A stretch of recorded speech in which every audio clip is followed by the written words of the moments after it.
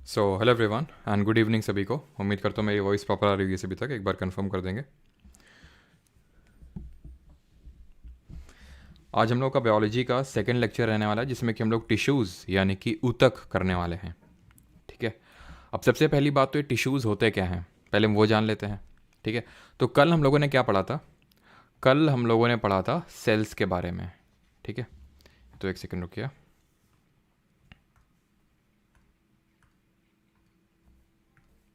ठीक। तो कल हम लोगों ने किसके बारे में पढ़ा था? कल सेल्स के बारे में पढ़ा था, राइट? कि हमारी कोशिकाएं क्या होती हैं। तो पहले तो ये बताइए कि स्टडी ऑफ सेल्स को बोलते क्या हैं। अब ये जो सेल्स हैं, ठीक है, ये जो सेल्स हैं अगर ये आपस में जब मिल जाती हैं तो ये बना देती हैं टिश्यूज।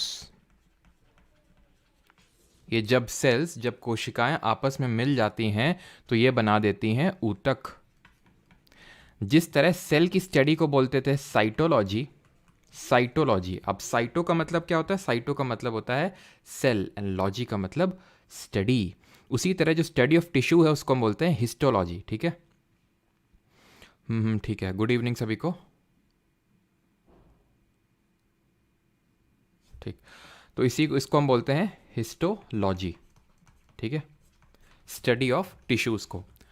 अब ये जो टिश्यूज़ हैं जो आज के इस लेक्चर हम लोग पढ़ने वाले हैं उनको हम दो कैटेगरी में डिवाइड करके पढ़ेंगे। जो ऊतक हैं उनको हम दो कैटेगरी में पढ़ेंगे, यानी कि दो तरह के ऊतक यहाँ पे हम पढ़ने वाले हैं। एक तो है हमारे प्लांट टिश्यूज़ यानी कि पादप ऊतक इनको बोलेंगे, और दूसरे हैं हमारे एनिमल टिश्यूज़ जिनको कि हम जंतु ऊतक बोलेंगे। सबसे पहले हम स्टार्ट करेंगे प्लांट टिश्यूज़ से।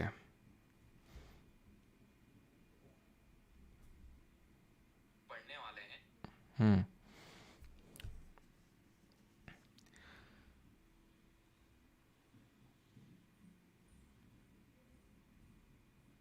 Sir time to time comments देखते रहना, कब बफ हो जाए होना तो नीचे यार। अब अगर हम कमेंट्स देखते रहेंगे तो फिर पढ़ाएंगे कब, है कि नहीं? तो बाकी मैं देखता रहूँगा, ठीक है, बीच बीच पे। राइट। तो चलिए स्टार्ट करते हैं प्लांट टिश्यूज़ से। Definition of plant tissues, type of tissues, plant ये पहले पढ़ेंगे डेफिनेशन क्या होती है, टाइप ऑफ टिश्यूज़ यहाँ पे हम पढ़ेंगे टाइप ऑफ प्लांट टिश्यूज़। दो तरह के आपके प्लांट टिश्यूज़ होते हैं, ठीक है, मेरिस्टेमेटिक एंड परमानेंट, वो भी हम एक एक करके पढ़ेंगे। ठीक है।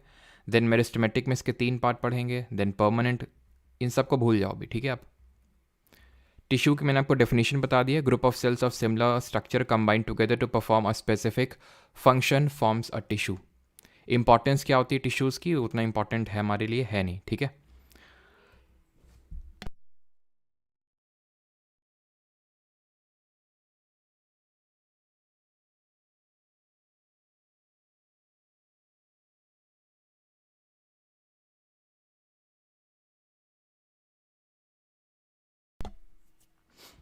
Sorry for the break.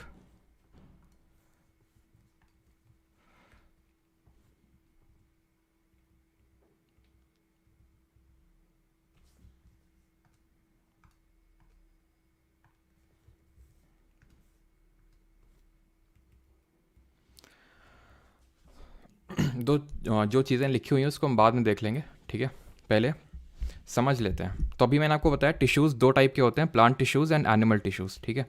सबसे पहले हम देखेंगे यहाँ पे प्लांट टिश्यूज़ को, यानी कि जो हमारे पादप ऊतक हैं। अब ये जो प्लांट टिश्यूज़ हैं इनको हम दो कैटेगरी में डिवाइड करेंगे। सबसे पहले तो एक को बोलेंगे मेरिस्टेमेटिक टिश्यूज़, मेरिस्टेमेटिक टिश्यूज़, और दूसरों को बोलेंगे परमानेंट टिश्यूज़। हिंदी में इनको बोलते हैं विभज्योतक ऊतक, और हिंदी में इनको बोलते हैं स्थायी ऊतक।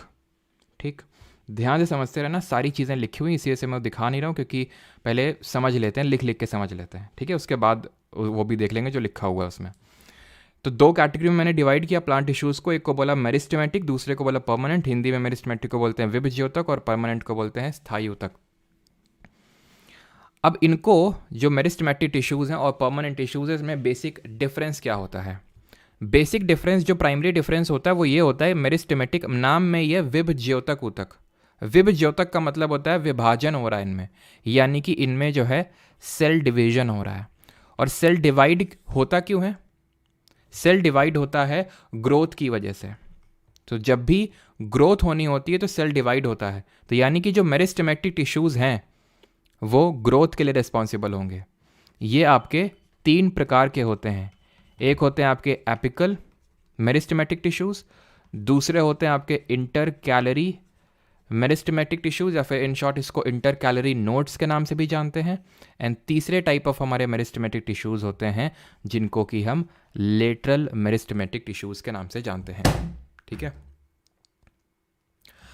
अब ये जो एपिकल है, इंटर कैलरी या लेटरल है, ये क्या किसके लिए रिस्पॉन्सिबल है? ग्रोथ के लिए रिस्पॉन्सिबल है। अब ग्रोथ किस तरह से होती है? ग्रोथ 2 तरह के तरीके से हो सकती है आपकी ग्रोथ। जैसे कि हम ह्यूमंस की किस तरह से होती है, या तो हम हाइट बढ़ती है हमारी, या तो भाई विड्थ बढ़ती है, या तो हाइट बढ़ती है तो मोटापा बढ़ता है।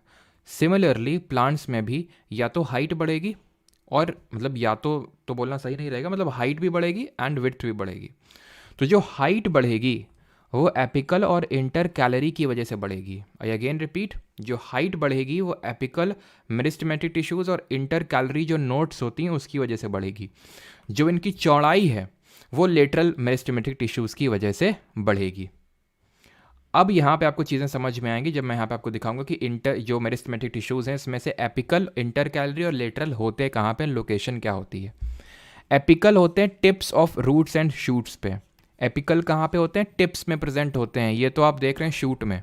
ऐसे ही जो रूट्स का जो टिप होता है उसमें भी आपको एपिकल मेरिस्टेमेटिक टिश्यूज़ ही देखने को मिलते हैं। इंटर कैलरी जो मेरिस्टेमेटिक टिश्यूज़ होते हैं वो बीच बीच में आपको देखने को मिलते हैं। जैसे फॉर एग्जांपल मान लेते हैं कि ये कोई पेड़ है, ठीक है, बकरी आई, बकरी खा गई ऊपर से, तो ऐसा तो है नहीं कि पेड़ बढ़ेगा नहीं अब, तो उसकी ग्रोथ के लिए अब कौन रिस्पॉन्सिबल होगा? Inter calorie meristematic tissue. जैसे फॉर एग्जांपल आपने वो गन्ना देखा हो, गन्ने में बीच बीच में इस तरह से नोड्स प्रेजेंट होती हैं, that are intercalary meristematic tissues. अब लेटरल अगर आप ध्यान से देखें तो लेटरल किसके लिए रिस्पॉन्सिबल थे? लेटरल का मतलब होता है साइडवेज, साइड में जो प्रेजेंट होते हैं, और ये साइड से बढ़ते हैं तो इसलिए मोटापा बढ़ाते हैं ये पेड़ का, तो इनको बोलते हैं लेटरल मेरिस्टेमेटिक टिश्यूज। क्लियर हो गई इतनी चीज़? तो अभी हमने क्या पढ़ा, क्या है, हमने ये पढ़ा है कि टिश्यूज होते क्या हैं? ग्रुप ऑफ सेल्स, यानी कि कोशिकाओं का जो समूह होता है जो एक डेफिनेट फंक्शन परफॉर्म कर रहा है उसको हम ऊतक बोलते हैं, दैट इज टिश्यूज बोलते हैं। अब ये जो टिश्यू होते हैं ये 2 तरह के होते हैं, plant tissues and animal tissues, यानी कि पादप ऊतक और जंतु ऊतक। प्लांट टिश्यूज को हमने 2 कैटेगरी में डिवाइड किया, मेरिस्टेमेटिक एंड परमानेंट। मेरिस्टेमेटिक विभज्योतक ऊतक जो होते हैं इनमें सेल डिवीजन हो रहा है कॉन्टिन्यूसली, जिसकी वजह से ये ग्रोथ के लिए रिस्पॉन्सिबल होते हैं। 3 तरह के होते हैं, apical meristematic tissues, inter calorie nodes, and तीसरा होता है हमारा लेटरल मेरिस्टेमेटिक टिश्यूज। अब ये जो एपिकल है जिसको कि हम हिंदी में बोल सकते हैं शीर्षस्थ विभज्योतक, ये tips of roots and shoots में प्रेजेंट है। जो इंटर कैलरी मेरिस्टेम है जिसको हम अंतर्वष्टि विभज्योतक ऊतक बोल सकते हैं, ये बीच बीच में प्रेजेंट है। और लेटरल मेरिस्टेमेटिक का लोकेशन अगर देखें तो ये साइड में प्रेजेंट है। क्लियर है इतनी चीज़? अब यहाँ पे हम आएंगे किस पे, यहाँ पे अब ये जो चीज़ें लिखी हुई इसको देख लेते हैं अभी, ठीक है।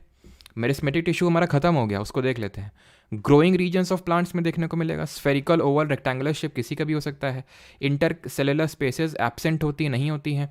वैक्यूल्स एब्सेंट होता है, ये इंपॉर्टेंट चीज़ है। ये इंपॉर्टेंट चीज़ है कि जो मेरिस्टेमेटिक टिश्यू होते हैं उनमें वैक्यूल्स एब्सेंट होता है। कमेंट में आप बताएंगे जल्दी से, जो हमने कल पढ़ा था कि ये जो वैक्यूल्स होते हैं ये किस चीज़ के लिए रिस्पॉन्सिबल होते हैं, इनका फंक्शन क्या होता है वैक्यूल्स का, कल हम लोगों ने देखा था। इनका फंक्शन क्या होता है बताइए वैक्यूल्स का?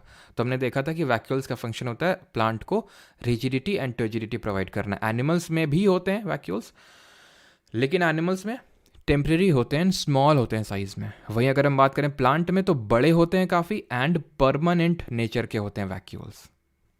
ठीक, अब वैक्यूल्स में एक चीज़ हमने पढ़ी थी एंड वो ये चीज़ ये थी कि ये प्लांट सेल में तकरीबन 90% 50 to 90% जो है उस सेल का वॉल्यूम ऑक्यूपाई करके रखते हैं। ठीक है, तकरीबन 50 to 90% जो है वो सेल का वॉल्यूम ऑक्यूपाई करके रखते हैं वैक्यूल्स। अब खुद सोचिए, इन सेल को डिवाइड होना है, इन ये जो टिश्यूज़ हैं इनको डिवाइड होना है। अब ऐसे टिश्यू जिनको डिवीजन करना है उसमें अगर बड़े बड़े वैक्यूल्स होंगे तो सेल डिवीजन में थोड़ी सी दिक्कत होगी कि नहीं होगी? क्योंकि यहाँ पे सेल डिवाइड करना है ना, बिकॉज ग्रोथ के लिए रिस्पॉन्सिबल है। तो इसलिए वैक्यूल्स को हटा देते हैं। ऐसे आप इमेजिन कर सकते हो, जैसे फॉर एग्जाम्पल मान लेते हैं ये मिस्टर ए है, ठीक है, या फिर मिस्टर एक्स हैं, ये मिसेज वाई हैं। मान लेते हैं दोनों लोगों को कुछ गतिविधियाँ करनी है, ठीक है, तो कुछ गतिविधियाँ अगर करनी, मान लो कि ये हैं भाई साहब मिस्टर एक्स जो हैं ये काफ़ी मोटे हैं, ये ठीक काफ़ी ज़्यादा मोटे हैं ये। जब ये गतिविधि करना चाहेंगे तो इनका पेट जो है काफ़ी बीच में अड़ंगे डालेगा। तो क्या ये फेवरेबल है कि बड़ा सा पेट हो? नहीं हो, ठीक है। तो वैक्यूल्स अगर बड़ा सा हो तो क्या सेल डिवीजन में फेवरेबल है? नहीं है। तो इसलिए वैक्यूल्स एब्सेंट होता है, इंपॉर्टेंट है। साइटोप्लाज्म जो होता है वो इसमें डेंस घना होता है, सेल वॉल सेल्यूलोज की बनी होती है, कोई इंपॉर्टेंट नहीं है क्योंकि आपको पता है यार सेल वॉल सेल्यूलोज की बनी होगी, ठीक है, कल पढ़े थे हम लोग, और सेल डिवीजन के रिस्पॉन्सिबल होते हैं, ठीक है। एंड देन उसके बाद apical present at the shoot and root के टिप्स में प्रेजेंट होगा, लेंथ बढ़ाता है इनकी। लेटरल आपका साइड में प्रेजेंट होता है, गर्थ भी बोलते हैं इसको, ध्यान रखना इसकी लोकेशन गर्थ, गर्थ का मतलब वही होता है नीचे साइड की ओर, ठीक है। प्रेजेंट बिनीथ द बाक, इंटर कैलरी जो होता है present at the base of leaves. Base of leaves क्या होता है? जैसे ये पत्ती होती है यहाँ पे, ठीक है, तो बेस में प्रेजेंट होगा, तो इसी से तो पत्ती की ग्रोथ होगी, तो बीच बीच में यहाँ पे प्रेजेंट होता है ये बीच में। इंटर कैलरी का मतलब ये बीच में, ये जो लीव्स और इंटर नोड्स की लेंथ इंक्रीज करता है। क्लियर हो गई इतनी चीज़? बैक टू उसी में आते हैं जो हम यहाँ बना रहे थे, परमानेंट पे आते हैं अभी, ठीक है। क्लियर हो गया है सबको? किसी को कोई प्रॉब्लम तो नहीं है? एक बार देख लेते हैं कि बफरिंग वगैरह तो कुछ नहीं हो गई फिर से। हाँ, तो ये ऐसे एग्जाम्पल ज़्यादा समझ में आता है ना। गतिविधि से मतलब है फॉर एग्जाम्पल, मतलब पढ़ाई लिखाई करना चाहते हैं वो, गतिविधि से मेरा मतलब ये है।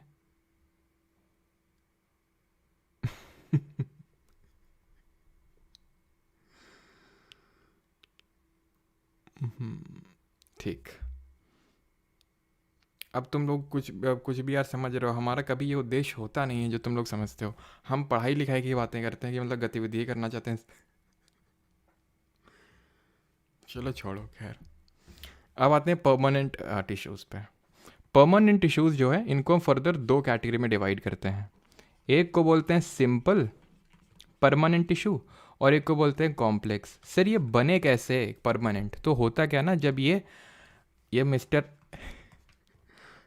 एक्स और मिसेस वाई जब गतिविधि कर करके थक जाते हैं, जब ये कर करके थक जाते हैं और गतिविधि नहीं कर पाते हैं, तो ये परमानेंट में कन्वर्ट हो जाते हैं। तो ये मेरिस्टेमेटिक टिश्यू जब सेल डिवाइड हो के ग्रोथ हो गई, अब ये क्या करेंगे, एक पॉइंट के बाद 40 के बाद अब ये जो है तोंदू होना स्टार्ट होंगे और अपना अपना फंक्शन परफॉर्म करेंगे ये। तो मेरिस्टेमेटिक टिश्यूज जो होते हैं इनमें सेल डिवाइड होता है, ठीक है, और ग्रोथ प्रोवाइड करते हैं। ग्रोथ एक पॉइंट के बाद लिमिट हो जाती है, ठीक है, ग्रोथ होना तो हो गया। जब कोई भी सेल डिवाइड हो के रुक जाता है, देन उसके बाद वो through the process of differentiation के प्रोसेस के थ्रू वो परमानेंट टिश्यू में बदल जाता है, जो कि दो तरह के होते हैं, सिंपल और कॉम्प्लेक्स, ठीक। तो यहाँ पे मैं इस तरह से लिख लूँ, परमानेंट जो टिश्यू होते हैं, परमानेंट टिश्यू वो दो तरह के होते हैं, एक आपके सिंपल और दूसरे आपके कॉम्प्लेक्स। लेकिन अब तुम पता है सरप्राइज हो जाओगे, अक्षय कुमार का मीम चलता है ना एकदम, है ना, इधर का उधर। तो सिंपल वाले एक्चुअल में कॉम्प्लेक्स हैं थोड़े से, और कॉम्प्लेक्स वाले सिंपल हैं। कैसे हैं? सिंपल जो है वैसे इतने भी कॉम्प्लेक्स नहीं है। सिंपल को हम तीन कैटेगरी में डिवाइड करते हैं, तीन तरह के ये हमारे सिंपल परमानेंट टिश्यूज होते हैं, स्थायी ऊतक जिनको हिंदी में बोलते हैं। तो एक होता है हमारा सिंपल में, पहला होता है पैरेनकाइमा। इन सब में आपको काइमा देखने को मिलेगा, पैरेनकाइमा, कॉलेनकाइमा, एंड तीसरा होता है हमारा स्क्लेरेनकाइमा। Parenchyma, collenchyma, sclerenchyma. और जो कॉम्प्लेक्स होता है, कॉम्प्लेक्स ये दो तरह का होता है सिर्फ, जाइलम फ्लोएम, जिसका नाम आप में से मैक्सिमम लोगों ने सुना होगा। तो हमने क्या पढ़ा कि जब मेरिस्टेमेटिक टिश्यू डिवाइड हो के बंद हो जाता है, then through the process of differentiation, वो मैथ्स वाला डिफरेंशिएशन नहीं है, ये परमानेंट टिश्यू में तब्दील हो जाता है, कन्वर्ट हो जाता है। दो तरह के होते हैं, simple permanent tissues and complex permanent tissues. इतनी चीज़ यहाँ तक सभी को क्लियर? और ये जब कन्वर्ट होते क्यों हैं, then through the process of differentiation, ये परमानेंट जब टिश्यू में बदलते हैं तो ये एक डेफिनेट रोल परफॉर्म करने के लिए ये तब्दील होते हैं परमानेंट टिश्यू में। मेरिस्टेमेटिक में तो सिर्फ ग्रोथ हो रही थी, ग्रोथ ग्रोथ ग्रोथ। अरे ग्रोथ से सिर्फ काम थोड़ी ना चल जाएगा, स्टेबल होके कोई फंक्शन भी तो परफॉर्म करना पड़ेगा, जैसे कि खाना बनाना पड़ेगा, खाने को स्टोर करना पड़ेगा। ठीक है, मान लो आंधी चल गई, अब जैसे हमारे अभी कानपुर में थोड़ा सा आंधी वाला मौसम हो रहा है, तो अभी यहाँ पे मान लो आंधी आएगी, तो पेड़ ऐसा तो नहीं सारे पेड़ गिर जाएंगे, जरा सी आंधी लोग गिर गए, नहीं ग्रोथ हो गई, खूब लंबे हो गए, आसमान को छुए जा रहे हैं, ट्रोपोस्फियर क्रॉस कर दिए हैं, लेकिन हवा झोंका है गिर गए तुरंत। क्या फ़ायदा इसी ग्रोथ का? तो फ्लेक्सिबिलिटी भी तो होनी चाहिए, टफनेस भी तो होनी चाहिए, मैकेनिकल स्ट्रेंथ भी तो होनी चाहिए। कहाँ से आएगी? परमानेंट टिश्यू देंगे। तो जो पैरेन्काइमा होता है ना, ये खाना बनाता है, खाना स्टोर करता है। ठीक है, तो फूड स्टोरेज का काम होता है इसका, पैरेन्काइमा टाइप ऑफ टिश्यूज़ का। कॉलेनकाइमा का क्या होता है? कॉलेनकाइमा फ्लेक्सिबिलिटी, आंधी आई गिरा नहीं पेड़, फ्लेक्सिबिलिटी प्रोवाइड करता है, मैकेनिकल स्ट्रेंथ एक तरह से प्रोवाइड करता है ये, मैकेनिकल स्ट्रेंथ। स्क्लेरेनकाइमा क्या करता है? स्क्लेरेनकाइमा का जो मेन फंक्शन होता है वो ये होता है कि रिजिडिटी एंड टफनेस प्रोवाइड करना। ठीक है, क्या प्रोवाइड करना? Rigidity and toughness. ठीक है, रिजिडिटी या फिर जो पेड़ बाहर से टफ होता है, एकदम हार्ड होता है, ठीक है, वो प्रोवाइड करता है कौन? वो प्रोवाइड करता है स्क्लेरेनकाइमा ऑफ टिश्यूज। ठीक, अब ये जो पैरेन्काइमा है, इसी के दो बच्चे हैं, एक का नाम है एरेनकाइमा और दूसरे का नाम है क्लोरेनकाइमा। क्लोरेनकाइमा नाम से ही लग रहा है क्लोरोफिल है इसमें, तो खाना बना रहा होगा ये।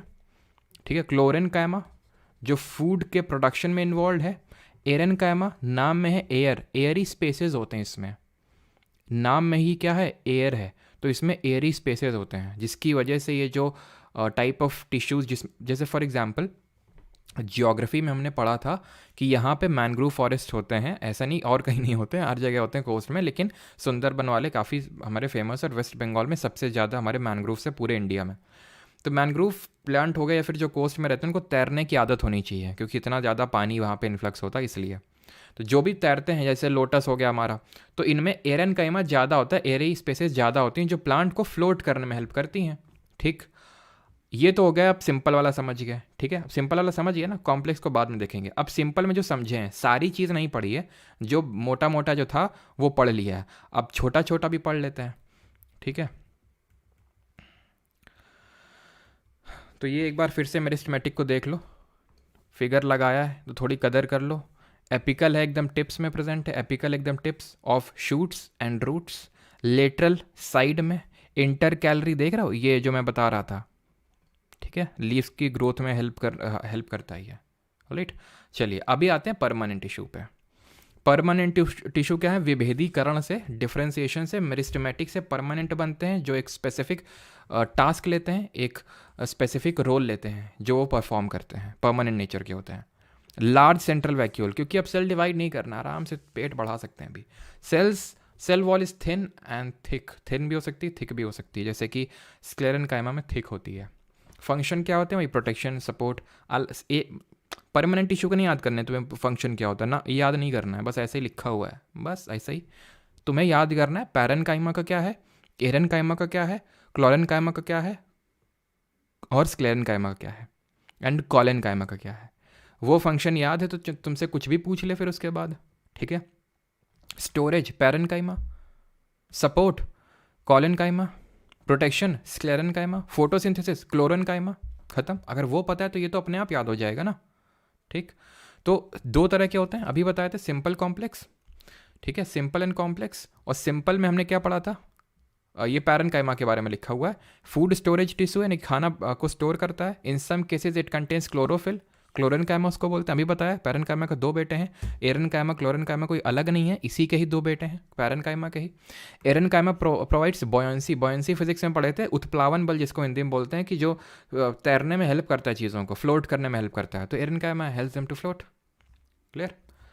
अब ये स्क्लेरेनकाइमा है, अभी हमने पढ़ चुके हैं। ठीक है, स्क्लेरेनकाइमा अभी नहीं पढ़ा ढंग से, तो अभी हमने पैरेन्काइमा के बारे में देखा, जो यहाँ पे चीज़ें लिखी हुई है। तो पैरेन्काइमा आप देख सकते हैं, लार्ज सेंट्रल वैक्यूल देखने को मिलेगा, सारी चीज़ें, मिडिल लैमेला और ये सब कुछ। ठीक है, ज़्यादा इस पर मतलब ये इंटर सेलुलर स्पेसेस हैं, जिसकी वजह से एरेनकाइमा, अब जो प्लांट को फ्लोट ज़्यादा करना होगा, मतलब ज़्यादा फ्लोट करना होगा तो उसी हिसाब से अडाप्टेड होते हैं। जैसे तुम अगर रेगिस्तान में चले जाओ तो वहाँ कांटे वाले पेड़ मिलेंगे, so that to avoid water loss. किसी ने लगाया थोड़ी ना, क्योंकि वहाँ पे वही लग सकते हैं। तो जो तैरने वाले प्लांट होंगे, जब जहाँ पे बहुत ज़्यादा पानी रहता होगा वहाँ पे तैरने वाले ही सर्वाइव कर सकते हैं, तो उनके में एयर स्पेस तुमको ज़्यादा देखने को मिलेगा।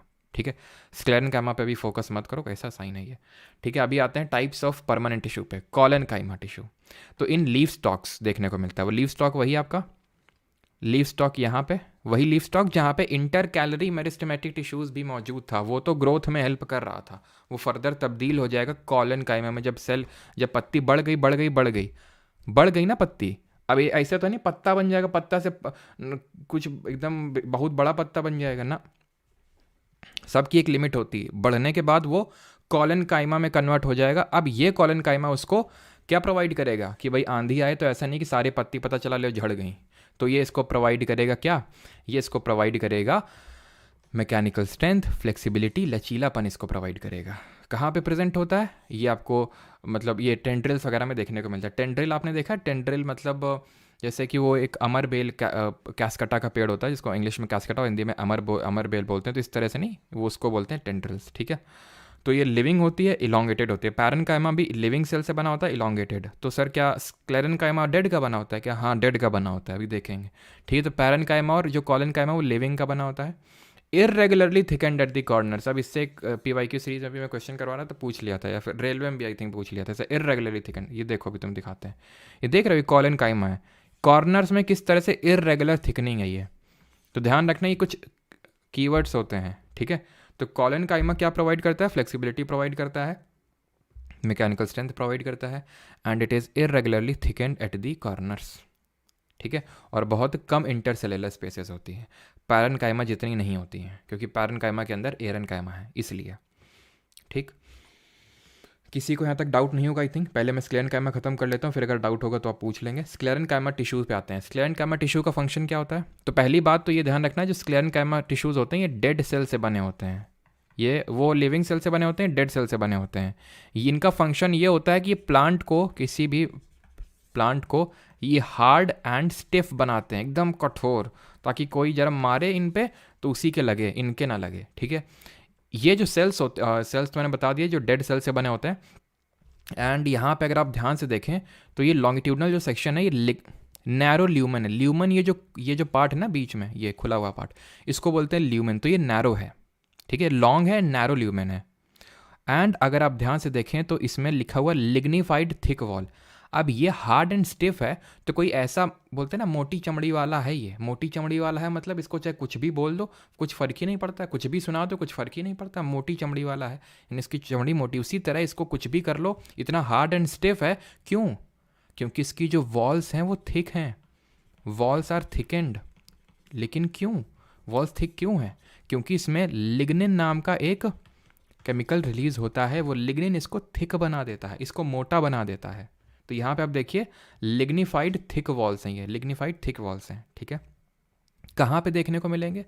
कहाँ पे देखने को मिलेंगे? तो ये आपको जो वेन्स ऑफ लीव्स होती हैं, वेन्स ऑफ लीव्स। अच्छा, आपको अभी मैं बताता हूँ, एक आपने वो देखा होगा, ये कोकोनट तो सबने देखा होगा ना, नारियल, इसको हम बोलते हैं हस्क ऑफ कोकोनट, नारियल की भूसी, हस्क ऑफ कोकोनट। कितना हार्ड होता है ये, होता है कि नहीं होता है? इसमें स्क्लेरेनकाइमा होता है बहुत ज़्यादा, इसलिए ये हार्ड इतना स्टिफ होता है। तो ये इसका एक सबसे बेस्ट एग्जांपल है husk of coconut.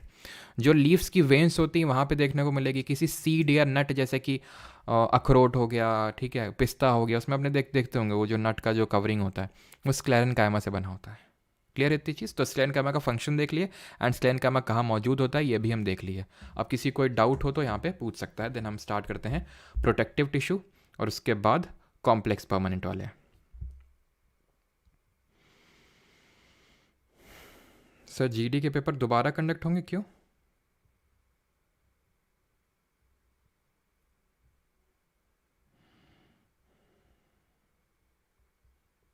Sir SSC CGL का GK कोर्स कब आएगा? ये किसका चल रहा है? SSC तक जी, ये किसका चल रहा है अभी? ऑलराइट, प्रोटेक्टिव टिश्यू पे आते हैं।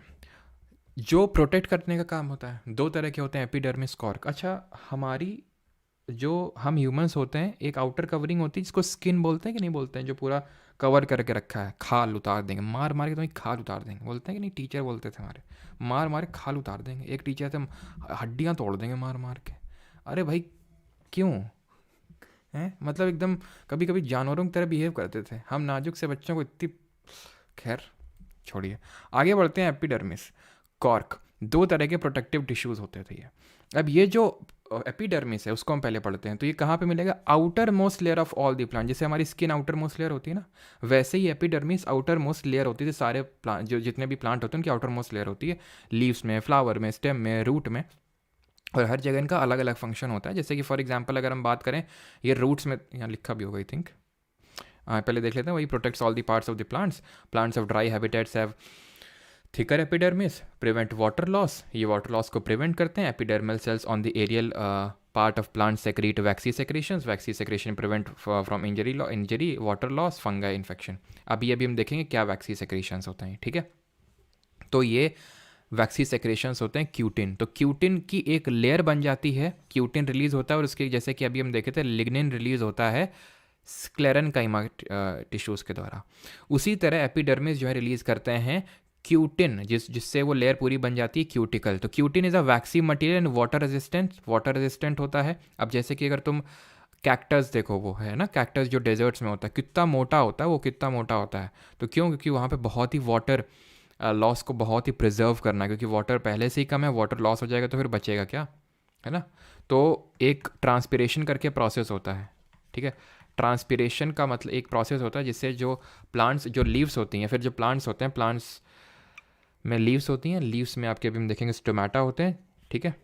स्टोमेटा होते हैं जहाँ से ट्रांसपिरेशन होता है, जहाँ से क्या होता है, ट्रांसपिरेशन यानी वाटर लॉस होता है, तो उसको रेजिस्ट करने की कोशिश करते हैं ये, ठीक है।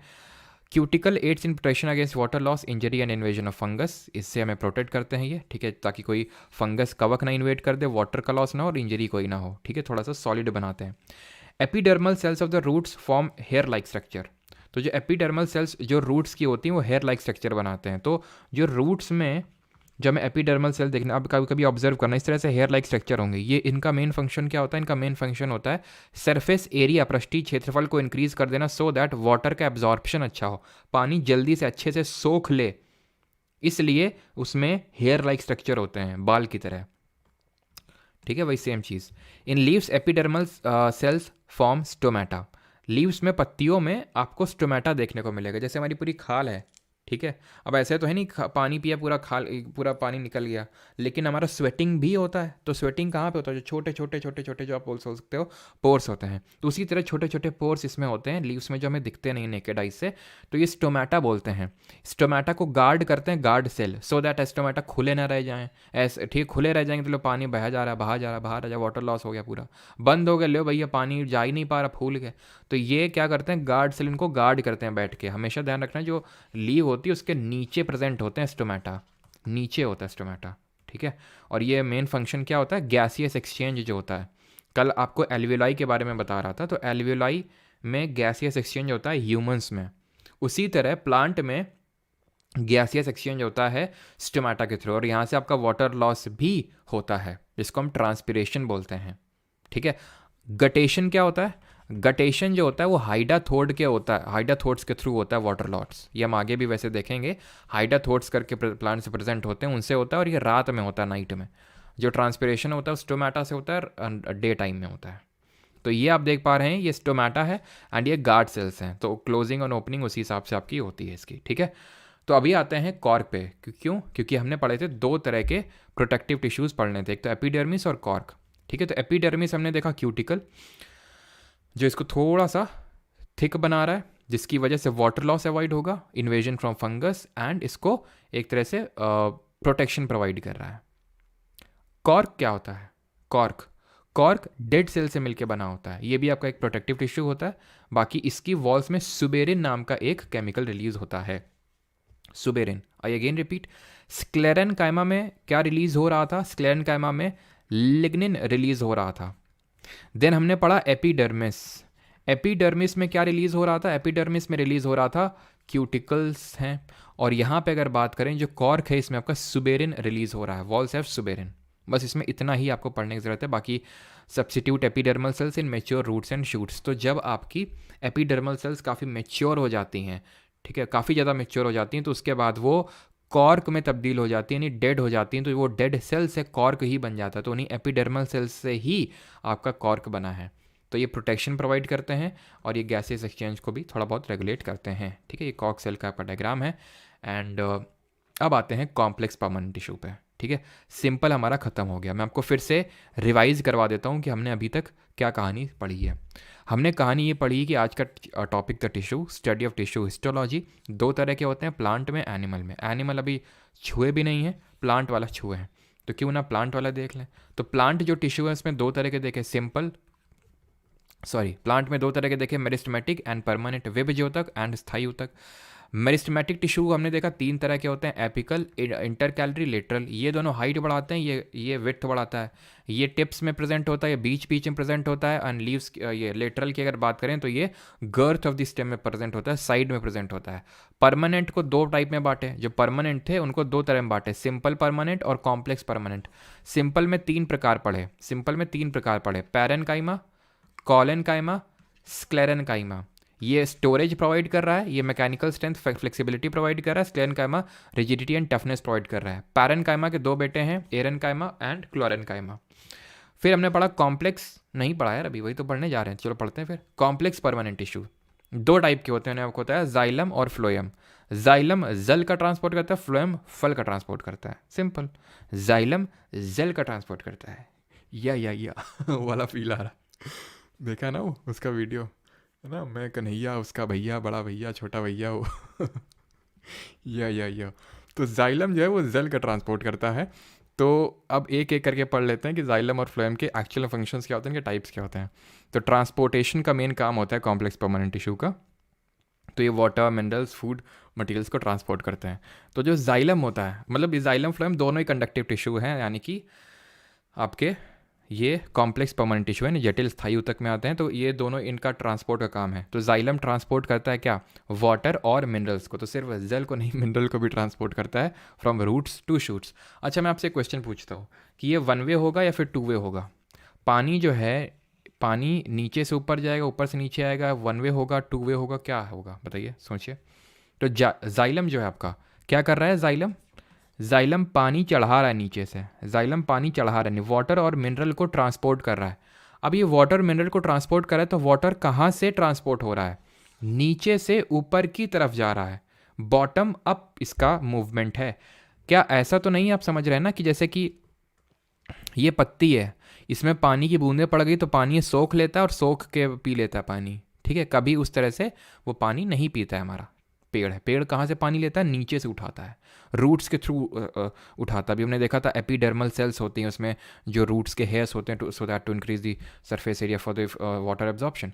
तो वो नीचे से ऊपर ही जाएगा हमेशा पानी। दैट इज जाइलम में जो मूवमेंट होगा that is always one way movement होता है इसमें। फ्लोएम की जब हम बात करते हैं, ठीक है, चलो फ्लोएम को बाद में देखेंगे। तो जाइलम के टाइप्स होते हैं, साइड में जो होते हैं उनको ट्रैकाइट्स बोलते हैं। ये जाइलम फाइबर हैं जो सपोर्ट प्रोवाइड करते हैं, जहाँ भी फाइबर दिख जाए सपोर्ट प्रोवाइड करेगा। जाइलम पैरेनकाइमा होता है, ये पैरेनकाइमा जहाँ दिख जाए स्टोरेज का काम करता है, और वेसल।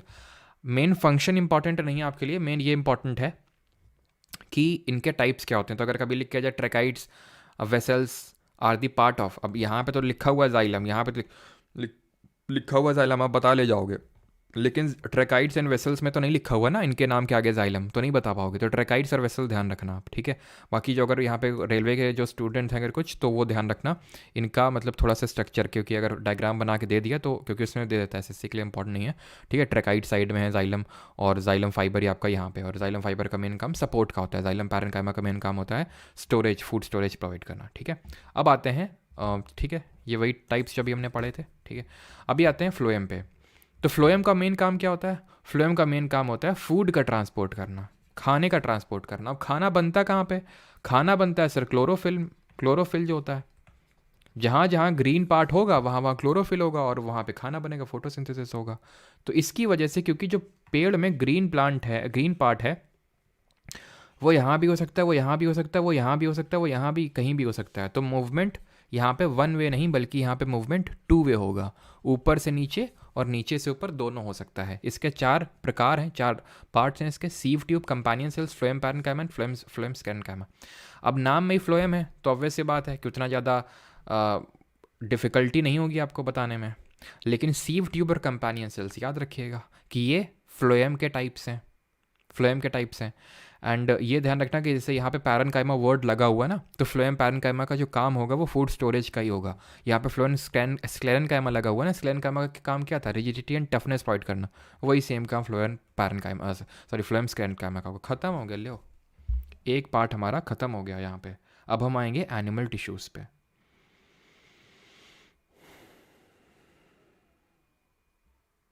सर आप अपना वीडियो क्यों हटा देते हो प्रिंस गुप्ता जी? क्योंकि ये बैच के वीडियोज़ हैं। आप सोचिए कि मैं बैच में अकेले अकेले नहीं पढ़ा रहा हूँ, ठीक है। आपको भी अगर आपको जैसे लेक्चर देखना है, आपको कोई टॉपिक पर्टिकुलर, तो आप यहाँ पे फ्री ऑफ कॉस्ट देख सकते हैं। इसलिए फ्री लाइव स्ट्रीमिंग में करता हूँ यूट्यूब पे, सो दैट आप इसको देख सकें फ्री ऑफ कॉस्ट, जो बैच के वीडियोज़ हैं। एंड क्योंकि लोगों ने पे किया है बैच के लिए, तो ऑब्वियस बात है मुझे हटाना पड़ेगा, ठीक है। अब हमारी बारी आती है। तो डिस्काउंट कोड होली का दे दीजिए बैच का। अच्छा चलो देते हैं फिर, है ना। टेलीग्राम में ज्वाइन हो जाना परमार SSC पे, तो वहाँ पे नहीं होगा तो मैं शेयर कर दूंगा, क्योंकि अब पहले वो क्रिएट करना पड़ेगा ना, अभी तो क्रिएट कर नहीं सकते हैं। तो होली वोली पे देखते हैं फिर। कन्हैया मेरा छोटा भैया, मैं बलराम उसका बड़ा भैया। हाँ चलिए भाई, तो स्टार्ट करते हैं अभी एनिमल टिश्यू पे। सभी लोग एक डीप ब्रीथ लेंगे और सीधे बैठ जाएंगे, ठीक। स्टार्ट करते हैं जंतु ऊतक। किसी को डाउट आई होप नहीं होगा। एंड एक बार मैं और देख लेता हूँ, ठीक। बाकी यार हिंदी में तो यार मैं कोशिश कर रहा हूँ, ठीक है, जितनी चीज़ें मैं बता सकता हूँ, ठीक है। चलो तो अभी आते हैं हम जंतु ऊतक पे, ठीक। चलिए तो जंतु ऊतक में क्या पढ़ेंगे, 4 तरह के जंतु ऊतक पढ़ेंगे। बड़ा इंटरेस्टिंग है, एकदम समझ के ध्यान से, बड़ा मजा आएगा पढ़ने में। Epithelial, muscular, connective, nervous. नाम से ही पता चल रहा है सर, हमें नहीं पता चल रहा है एपिथेलियल, ठीक है, पता चल जाएगा। मस्कुलर, ये मस्कुलर मतलब मसल वाला है। कनेक्टिव, कनेक्शन कुछ बैठ रहा होगा। नर्वस, नर्वस तो आप समझ गए, नर्वस नर्वस ही आ रहे हैं, क्या है, क्या कि एंग्जाइटी हो रही, क्यों हो रही है, क्योंकि आपका ब्रेन में कंट्रोल नहीं। क्यों ब्रेन में कंट्रोल नहीं, क्योंकि तुम डीप ब्रीद नहीं कर रहे हो। स्टार्ट करते हैं एपिथेलियल टिश्यू में। एपिथेलियल टिश्यू 4 तरह के होते हैं, स्क्वैमस, क्यूबॉइडल, स्ट्रैटिफाइड स्क्वैमस, नहीं, ये होगा आपका कॉलमनार, ठीक है, columnar. Squamous, cuboidal, columnar, ciliated. Squamous, cuboidal, columnar, ciliated, ठीक है, ये पढ़ेंगे। भूल जाओ मस्कुलर उसकुलर, ठीक है। आ जाओ एपिथेलियल पे। सबसे पहले एपिथेलियल टिश्यू, अब देखे थे एपिडर्मिस, देखे थे वहाँ पे एपिडर्मिस, प्लांट की कवरिंग थी, हमारी कवरिंग एपिथेलियल टिश्यू है। एपिथेलियल टिश्यू के भी कई टाइप हैं, जैसे कि हमने पढ़ा था परमानेंट टिश्यू क्या प्रोवाइड कर रहा था, फंक्शन क्या था उसका, फूड स्टोरेज था, फ्लेक्सिबिलिटी था, रिजिडिटी एंड टफनेस था। क्योंकि परमानेंट टिश्यू में अलग अलग तरह के टिश्यू थे। पैरेन्काइमा स्टोर कर रहा था, colon flexibility mechanical strength, and sclerenchyma rigidity and toughness provide कर रहा था। उसी तरह ये आपको डिफरेंट डिफरेंट फंक्शन दिख रहे होंगे, क्योंकि एपिथेलियल का एक लड़का, एक बच्चा करता होगा, प्रोटेक्टिव टिश्यू वो करता होगा, कोई इंटरसेलुलर ये स्पेस प्रोवाइड कर रहा होगा, तो इस तरह से डिफरेंट काम होंगे। तो क्यों ना पहले वही देख लिया जाए स्पेसिफिक। सबसे पहला है एपिथेलियल का जो पार्ट है, बच्चा है, बेटा है, जो भी बोलो, squamous epithelial tissue. Squamous epithelial tissue, ये एक्सट्रीमली थिन होते हैं, cells are flat and irregularly shaped होते हैं। ये 2 तरह के होते हैं, सिंपल स्क्वैमस एंड स्ट्रैटिफाइड। यानी स्क्वैमस भी 2 तरह के होते हैं, सिंपल और स्ट्रैटिफाइड। अब लोकेशन इनकी इंपॉर्टेंट है कि प्रेजेंट कहाँ पे होते हैं, ये प्रेजेंट कहाँ पे होते हैं। ये सिंगल लेयर ऑफ सेल्स होते हैं, सिंपल। कहाँ पे, डेलिकेट लाइनिंग, जहाँ जहाँ मुलायम मुलायम पार्ट होता है ना, पेट जहाँ पे, वहाँ पे होते हैं। मुंह का अंदर का जो भाग है, मुंह का, माउथ का अंदर वाला भाग कितना डेलिकेट है, जरा सा कुछ भी होता है छाला निकल आता है, तो वहाँ पे देखने को मिलेगा। ईसोफेगस क्या होता है, फूड पाइप, जो हम खाना खाते हैं, मुंह में रखते हैं, तो जब हम अंदर ऐसे घुटकते हैं तो वो पेट में जाता है। तो वो पेट में किसके थ्रू जाता है, तो इसी के थ्रू जाता है। हम डाइजेशन वाले चैप्टर में पढ़ेंगे इस चीज़ को, उसको ईसोफेगस या फूड पाइप बोलते हैं। तो इसकी इनर लाइनिंग भी सोचो कितनी सॉफ्ट होगी। तो जहाँ जहाँ सॉफ्ट लाइनिंग होगी ना, वहाँ सिंपल स्क्वैमस होगा आपका। स्ट्रैटिफाइड, ज्योग्राफी पढ़े हो ना, स्ट्रेटा का मतलब बताए थे ना, कौन सी रॉक में फॉसिल्स देखने को मिलते हैं, जरा बताओ। कौन सी रॉक में फॉसिल देखने को मिलते हैं? तो हम तुम्हें बताए थे सेडिमेंट्री रॉक में। क्यों? क्योंकि सेडिमेंट्री रॉक स्ट्रेटा के फॉर्म में एग्जिस्ट करती है, लेयर के फॉर्म में एग्जिस्ट करती है, और लेयर होती है तो बीच में फॉसिल जो है छिप के कम्बल ले जाके ओढ़ के सो जाते हैं। आप मजा आ गया, बीच में प्रेजेंट होंगे क्योंकि लेयर के फॉर्म में।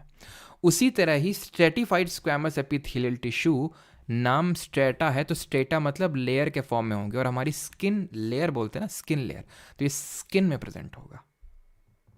खत्म स्क्वैमस वाला। स्क्वैमस के दो बेटे देख लिए हमने, सिंपल स्क्वैमस और स्ट्रेटिफाइड। दूसरा बेटा है एपिथेलियल का क्यूबॉइडल, क्यूब के फॉर्म में होंगे, सिंपल सा नाम ही बता रहा है, क्यूब के फॉर्म में, क्यूब के फॉर्म में होंगे, ऐसे क्यूब के फॉर्म में होंगे। देख लो ये क्यूब के फॉर्म में है, ये क्यूबॉइडल एपिथेलियल। भूल जाओ क्या न्यूक्लियोप्लास्ट, साइटोप्लाज्म, तेल लेने गए सब ये, ठीक है। अभी ये देखो कि अकरेंस कहाँ पे, पाए कहाँ पे जाते हैं? स्वेट ग्लैंड्स में, सेलिवरी ग्लैंड्स में, थायराइड ग्लैंड्स में, जहाँ ग्लैंड दिख जाए सीधा मारो क्यूबॉइडल। किडनी ट्यूब्यूल्स, नाम में ही ट्यूब है, लो नाम में ही ट्यूब है। Cube and tube doesn't sound similar, homophones, याद आ रहा है अंग्रेजी, क्यूब ट्यूब, ठीक है। तो किडनी ट्यूब्यूल्स में देखने को मिलेंगे, जहाँ ग्लैंड दिख जाए सीधा मारो क्यूबॉइडल। अब आ जाओ कॉलमनार, नाम में ही कॉलमनार, कॉलम के शेप में होंगे, टॉल ज़्यादा होंगे, वाइड कम होंगे, खंभे की तरह होंगे। अकरेंस कहाँ पे मिलेगी? इंटेस्टाइन में। इंटेस्टाइन भी तो ऐसे ही होती हैं, कुछ घूमी घूमी घूमी घूमी, इंटेस्टाइन सबको पता होगा ना, ऐसे होती हैं। लाइनिंग ऑफ स्टमक में देखने को मिलेगा आपको, लाइनिंग ऑफ स्टमक में, गॉल ब्लैडर में, यानी कि जहाँ जहाँ पाचन होता है हमारा, स्टमक में पाचन होता है, इंटेस्टाइन में पाचन होता है, तो वहाँ वहाँ में देखने को मिलेगा क्या? Epithelial type of tissue. तो ये देख लीजिए एपिथेलियल टाइप ऑफ टिश्यू है, कॉलमनार एपिथेलियल। जो लंबे ज़्यादा हैं, चौड़े कम हैं, कॉलमनार हो गए, ठीक है। ये कॉलमनार हो गए। तो हमने क्या पढ़ा पहले? स्क्वैमस पढ़ा। स्क्वैमस में दो, simple squamous, stratified squamous. Simple वाला माउथ, ईसोफेगस की इनर लाइनिंग में, स्ट्रैटिफाइड पूरी स्किन को कवर कर रहा है। देन देखा क्यूबॉइडल, देखेंगे नहीं, वो देखेंगे नहीं, ऐसे ही इमेजिन करो, क्यूबॉइडल क्यूब के फॉर्म में, क्यूब के फॉर्म में है ना, देख लो। अब ये कहाँ होते हैं? किडनी ट्यूब्यूल्स में, एंड जहाँ ग्लैंड दिख जाए सीधे क्यूबॉइडल मारेंगे। कॉलमनार, कॉलम कहाँ, कॉलम कॉलम टाइप होता है, इंटेस्टाइन, जहाँ पे डाइजेशन होता है, स्टमक में। अभी डाइजेशन पढ़े नहीं है, लेकिन फिर भी इतना तो पता होगा। अब आखिरी है हमारा सीलिएटेड एपिथेलियल टिश्यू, उसके बाद आपका डाउट हो तो पूछना, ठीक है। ये क्यूबॉइडल भी हो सकते हैं, कॉलमनार भी हो सकते हैं, यानी ऐसे भी हो सकते हैं, ऐसे भी हो सकते हैं। इनकी खास बात ये होती है, नाम से ही सब पता चल रहा है भैया, कॉलमनार कॉलम शेप के हैं, क्यूबॉइडल क्यूब शेप के हैं, है ना। स्ट्रेटिफाइड स्टेटा में, लेयर में एग्जिस्ट कर रहा है। सीलिएटेड सीलिया है, सीलिया जब भी दिख जाए तो तुमको बाल याद आने चाहिए। जब भी तुम्हें सीलिया दिखे ना, जैसे मुझे सीलिया, जहाँ पे देखो सीलिया, मुझे बाल मेरे दिमाग में चलने लगते हैं, बाल बाल बाल हो जाता है सब।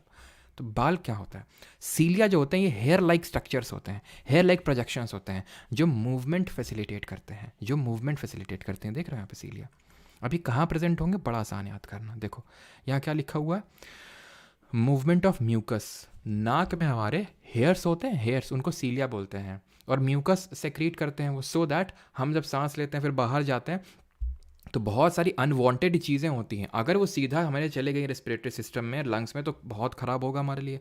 तो यहाँ पे म्यूकस होता है, सो दैट वो वहाँ पे अंदर ना जा सके, वहीं पे चिपक जाए। एंड वो जो हेलेक स्ट्रक्चर्स भी होते हैं, हेयर्स होते हैं, वो उस म्यूकस को बाहर निकालने का काम करते हैं, ठीक है। यूरिन में भी, एंड एग क्या है, जैसे कि फीमेल्स में ओवम रिलीज़ होता है, एंड उस ओवम को जो है जैसे हर 28 डेज़ में, हर महीने में एक ओवम रिलीज़ होता है, जिसको कि आपको पहुंचाना होता है यूटेरस तक।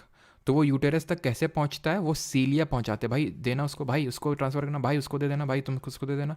ये सब भाई लोग अपना मैनेज कर लेते हैं आपस में, इधर उधर इधर इधर करके पहुँचा देते हैं, ठीक। इतनी चीज़ क्लियर? तो कहाँ पे प्रेजेंट है? और ऐसे याद रखो, यूरिन को भी यही लोग बोलते हैं, भाई चलो यूरिन को पास कराओ, तो म्यूकस, एग, यूरिन, खत्म, ठीक है। रिदमिक बीटिंग करेंगे एकदम डीजे की तरह, और डीजे की तरह कर करके उसको अपने गंतव्य तक पहुंचा देंगे। किसी को कोई डाउट? खत्म हो गया एपिथेलियल। अब आते हैं मसल में, फिर बैक कर लेते हैं, इसको रिवाइज कर लेते हैं, ठीक है, कहाँ से शुरू किए थे। किसी कोई डाउट होगा तो पूछ लेगा।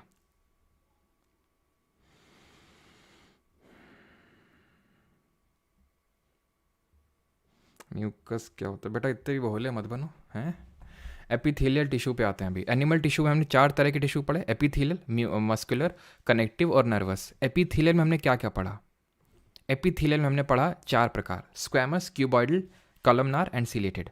स्क्वैमस के दो बेटे, सिंपल स्क्वैमस, दूसरा क्या था, स्ट्रैटिफाइड स्क्वैमस। सिंपल स्क्वैमस की बात करें कहाँ पे है, माउथ एंड जो आपका मतलब inner lining of mouth and oesophagus का जो इनर लाइनिंग है वो बना रहा है। Stratified skin. क्यूबॉइडल कहाँ पे, cube cube kidney tubules, kidney tubules. और जहाँ जहाँ तुम्हें ग्लैंड दिख जाए, स्वेट ग्लैंड, जो भी ग्लैंड, क्यूबॉइडल। कॉलमनार, हाइट बड़ी है विड्थ से। कॉलम कहाँ पे होता है, कॉलम, कॉलम होता है ये इंटेस्टाइन में, इंटेस्टाइन्स में। और कहाँ पे, स्टमक में, इंटेस्टाइन हो गया स्टमक में। सीलिएटेड, सीलिया हेयर लाइक प्रोजेक्शंस होते हैं, ये हेयर लाइक प्रोजेक्शंस होते हैं क्या, किसके मूवमेंट में, एग के मूवमेंट में, ठीक है। ये जो म्यूकस के मूवमेंट में, यूरिन के मूवमेंट में ये फैसिलिटेट करते हैं। अब आएंगे मस्कुलर पे, जिसके कि 3 बेटे हैं, स्ट्रिएटेड, स्मूथ एंड कार्डियक। इससे क्वेश्चन काफ़ी पूछा गया अभी रिसेंटली, ठीक है। अब आ जाते हैं मस्कुलर पे।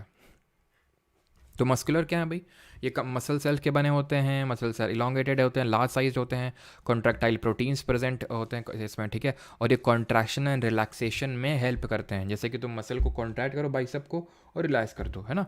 जैसे बाइसेप की मसल को तुमने कॉन्ट्रैक्ट किया एंड रिलैक्स कर दिया, तो ये कॉन्ट्रैक्शन एंड रिलैक्सेशन में हमें हेल्प करते हैं। इसमें कॉन्ट्रैक्टाइल प्रोटीन्स होते हैं जो मूवमेंट को फैसिलिटेट करते हैं, ठीक है। अब टाइप्स ऑफ मसल्स में हम पढ़ेंगे 3 तरह की, कार्डियक, स्केलेटल और स्मूथ। एक एक करके पहले समझेंगे, आपको कन्फ्यूज़न क्रिएट होगा, फिर उस कन्फ्यूज़न को रिजॉल्व करने के लिए एक टेबल से मैं आपको सारी चीज़ें समराइज़ कर दूंगा, ठीक है। अगर क्रिएट होगा, पहले ही मत दिमाग बना लेना कि नहीं कन्फ्यूज़न होगा। सबसे पहले skeletal. Skeletal muscle fibre are elongated cylindrical होती हैं, बहुत ज़्यादा रटने की ज़रूरत नहीं, देख लो बस थोड़ा सा, ठीक है। फास्ट इन नेचर होती हैं, अगर आप रेलवे वगैरह की प्रिपरेशन कर रहे हैं तो आपको रटने की ज़रूरत है ये वाली चीज़। फास्ट इन नेचर होते हैं, अनब्रांच्ड होते हैं, each cell is multinucleated. अभी अनब्रांच्ड का मतलब क्या है, किसकी बात करें, स्केलेटल की। यहाँ पे ब्रांचिंग हो रखी कि नहीं हो रखी, इस तरह की ब्रांचिंग यहाँ दिख रही तुमको कहीं, नहीं है ना, ये हो गया अनब्रांच्ड है। Each cell is multinucleated, हर सेल में मल्टी न्यूक्लियस हैं। आ जाओ, ये एक सेल है ना, एक न्यूक्लियस, 2 न्यूक्लियस, 3 न्यूक्लियस, 1 2 3। इसमें देख लो एक ही तो है, इसमें देख लो एक ही तो है, इसमें आ जाओ, इसमें भी तो एक ही है सब में। लेकिन ये स्केलेटल वाला भैया हमारा मल्टी न्यूक्लिएट है। Striations are present. स्ट्रिएशंस क्या है, alternate dark and light bands, alternate light and dark bands. ये light dark light dark light dark दिख रहा होगा, यहाँ पे भी तो है लाइट डार्क लाइट। इसमें है क्या, नहीं है, स्मूथ मसल में नहीं है। बहुत जल्दी थक जाती हैं, बहुत जल्दी थक जाती हैं। स्केलेटल मसल जो होते हैं attach to skeletal, skeletal muscles attach होती हैं, स्ट्रिएशंस आर प्रेजेंट, वो हमने देख लिया, वही तो देख रहे थे अभी, बार बार क्या लिख रखा है। अब ये लिखा हुआ are under the control of our will, अब इसको भूल जाओ, अभी ये इंपॉर्टेंट है लेकिन अभी बाद में बताएंगे इसको, ठीक।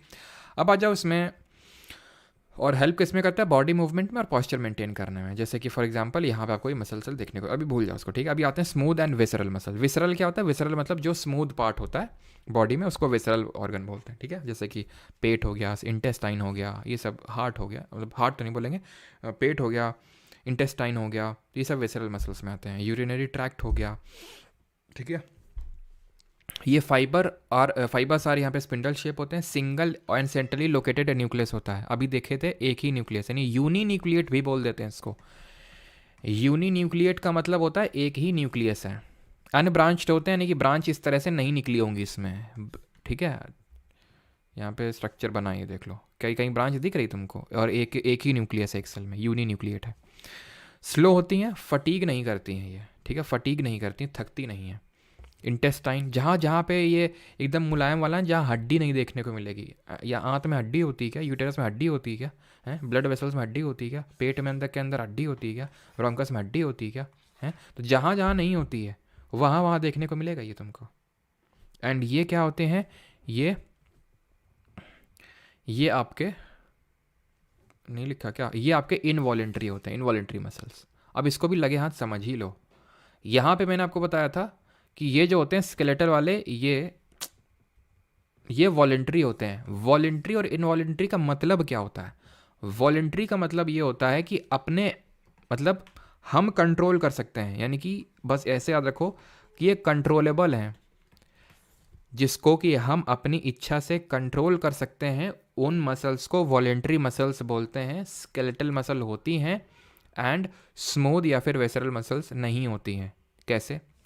अब यहाँ पे मैंने खाना खाया, मेरी आंत में गया, तो क्या मैं उसको रेगुलेट कर सकता हूँ भाई जल्दी जल्दी पच जाओ, जल्दी से पच जाओ, अभी बाहर भी जाना है, खेलने जाना है, हाँ? तो ऐसा तो होता नहीं ना। या फिर यूटेरस से जल्दी जल्दी एग रिलीज़ करवा लिया, या फिर स्टमक से बोला कि जल्दी से HCl रिलीज़ करो, हैं? या फिर कम HCl रिलीज़ करो, हमारे पेट में एसिडिटी हो रहा है। वो करेगा जो उसे करना है, तुम कुछ नहीं कर सकते हो। लेकिन वहीं पे स्केलेटल पे आ जाओ, बाइसेप तुम्हें फुलानी दिखानी है, किसी को मान लो कोई आ गई, ठीक है, और जल्दी से तुम्हें दिखाना है, अपना प्रदर्शन करना है, ठीक है, तो कैसे करोगे तुम? अपनी विल पे कर सकते हो ना, ऐसे तो नहीं अपने आप फूलना स्टार्ट हो जाएगी ठीक है, अपने आप तो वो होता नहीं है। तो ये क्या है? ये आपका एक स्केलेटल मसल है, वॉलेंट्री है। और यहाँ पे ट्रिक ये है, ट्रिक जो भी बोलना समझ लो, वैसे तो मैंने समझा दिया है कि जहाँ पे हड्डी देखने को मिलेगी, बोन्स, वो स्केलेटल होती है और वो कंट्रोलेबल होती है, दैट इज़ वो वॉलेंट्री होगी। अब है तीसरी type of muscle cell, that is cardiac cell. Cardiac का मतलब होता है हार्ट, ठीक है, कार्डियक का मतलब होता है हार्ट। तो ऑब्वियस सी बात है, ये भी हमारे कंट्रोल में नहीं होगा, ठीक है, अपने आप बीट करता है, तो ये आपका इनवॉलेंट्री मसल होता है, ठीक है। हार्ट में ही प्रेजेंट होता है एंड इसमें स्ट्रेशंस होती हैं, ठीक है। स्ट्रेशंस का मतलब है कि लाइंस लाइंस इस तरह से देखने को आपको मिलेंगी। फाइबर जो होते हैं यहाँ पे सिलेंड्रिकल शेप में होते हैं एंड यूनिन्यूक्लिएट होता है, यानी एक ही न्यूक्लियस देखने को मिलेगा। फाइबर्स ब्रांच्ड होते हैं, तो हमने दोनों देखे थे ब्रांच नहीं थे, सिर्फ कार्डियक वाला ही ब्रांच्ड है, दोनों अनब्रांच्ड हैं।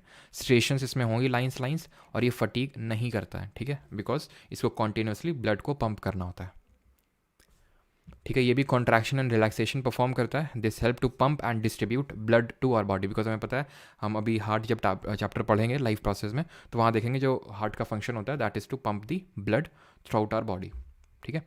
अब ये होती है आपकी कार्डियक सेल। आप अगर यहाँ पे देखें तो एक ही न्यूक्लियस है, तो यूनिन्यूक्लिएट हुआ, स्ट्रेशंस प्रेजेंट है, ठीक है, एंड ये ब्रांच्ड है। अब आई नो कि आपको कन्फ्यूजन क्रिएट हो रहा होगा बहुत ज़्यादा कि भाई कौन सा स्टेटेड है, कौन सा यूनिन्यूक्लिएट है, कौन सा ब्रांच्ड है, बहुत सारा कन्फ्यूजन क्रिएट हो रहा होगा। तो देखिए, वॉलेंट्री और इनवॉलेंट्री में तो आपको कोई कन्फ्यूज़न नहीं होना चाहिए, है ना। जैसे कि कार्डियक वाली है, हाँ, ये हमारे क्या विल से चलती है क्या? कार्डियक जो मसल होती है, क्या हम उसको कंट्रोल कर सकते हैं? जो हार्ट में हमारी मसल्स होती हैं, नहीं, उसको हम कभी नहीं कंट्रोल कर सकते, तो इनवॉलेंट्री। स्मूथ वालों को भी नहीं कंट्रोल कर पा रहे थे, इनवॉलेंट्री थी, जैसे कि हमारे यूरिनरी ट्रैक्ट हो गया, आपका स्टमक हो गया, इंटेस्टाइन हो गया, जो हमारा आई में पीपिल वगैरह हो गया। तो पीपिल है, जैसे पीपिल है, क्या हमारे हिसाब से डायलेट होता है, कॉन्ट्रैक्ट होता है? नहीं, अपने आप होता है वो, ठीक है। स्केलेटल मसल जहाँ पे बोन होती है वो वॉलेंट्री है। इतना तो क्लियर हो गया होगा आपको, ठीक है। कार्डियक वाला बस ब्रांच होता है, याद कर लो, ठीक है, और बाकी आपके दोनों अनब्रांच्ड होते हैं, कार्डियक वाले में ब्रांच होती हैं।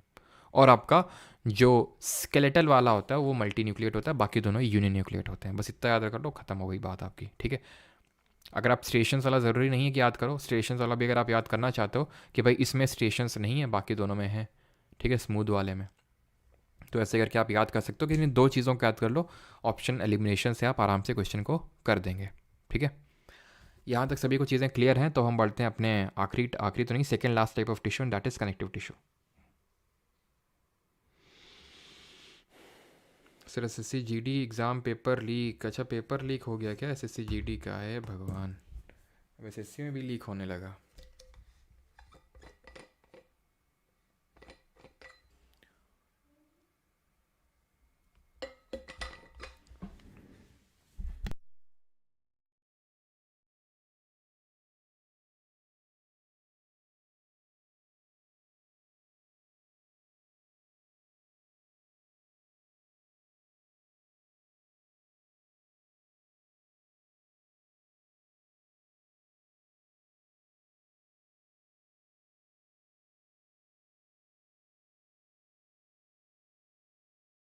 स्ट्रिएशंस क्या होती हैं सागर? माँ तो अभी तक सो रहे थे क्या सागर? हैं, स्ट्रिएशंस का मतलब होता है alternate light and dark bands. पूरा डिफाइन करते हुए आराम से चल रहे हैं, फिर भी डाउट क्रिएट हो रहा है, तो यानी कि आप लेट आए या तो फिर आप सो रहे हैं बीच में।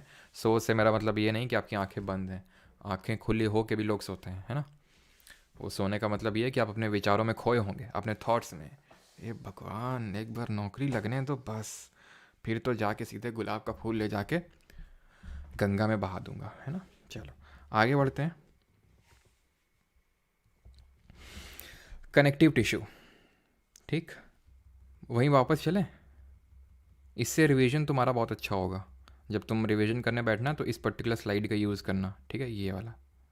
तो हमने देख लिया एपिथेलियल, हमने देख लिया मस्कुलर, हम अब क्या देख रहे हैं, रिवाइज कर लें क्या? स्ट्रिएटेड है, सॉरी स्ट्रिएटेड नहीं यार, स्केलेटल होगी, ठीक है, स्केलेटल। वॉलेंट्री दोनों इनवॉलेंट्री, ब्रांच्ड दोनों अनब्रांच्ड,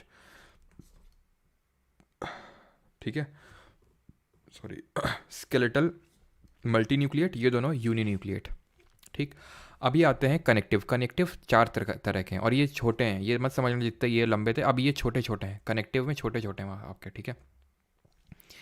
कनेक्टिव हैं आपके चार तरह के, एरियोलर, एडिपोस, स्केलेटल और फ्लूइड।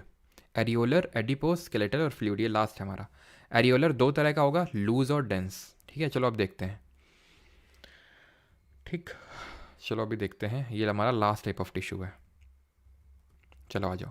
तो अभी मैंने आपको बताया कनेक्टिव टिश्यू, अब नाम में ही कनेक्टिव टिश्यू यानी कि कनेक्ट करने का काम होगा इनको। तो ये क्या कर रहे हैं, various part of the body को कनेक्ट करने का काम कर रहे हैं। जैसे हमारे जो डिफरेंट ऑर्गन है, लंग्स, किडनी, हार्ट, ठीक है, बोन्स, लिगामेंट्स, इन सबको ज्वाइन करने का काम होता है, कनेक्ट करने का काम होता है, connects various body parts, prevents organ from getting displaced by body movements, acts like binding, supporting and packaging material. Cells are loosely spaced, cells are embedded in intercellular matrix.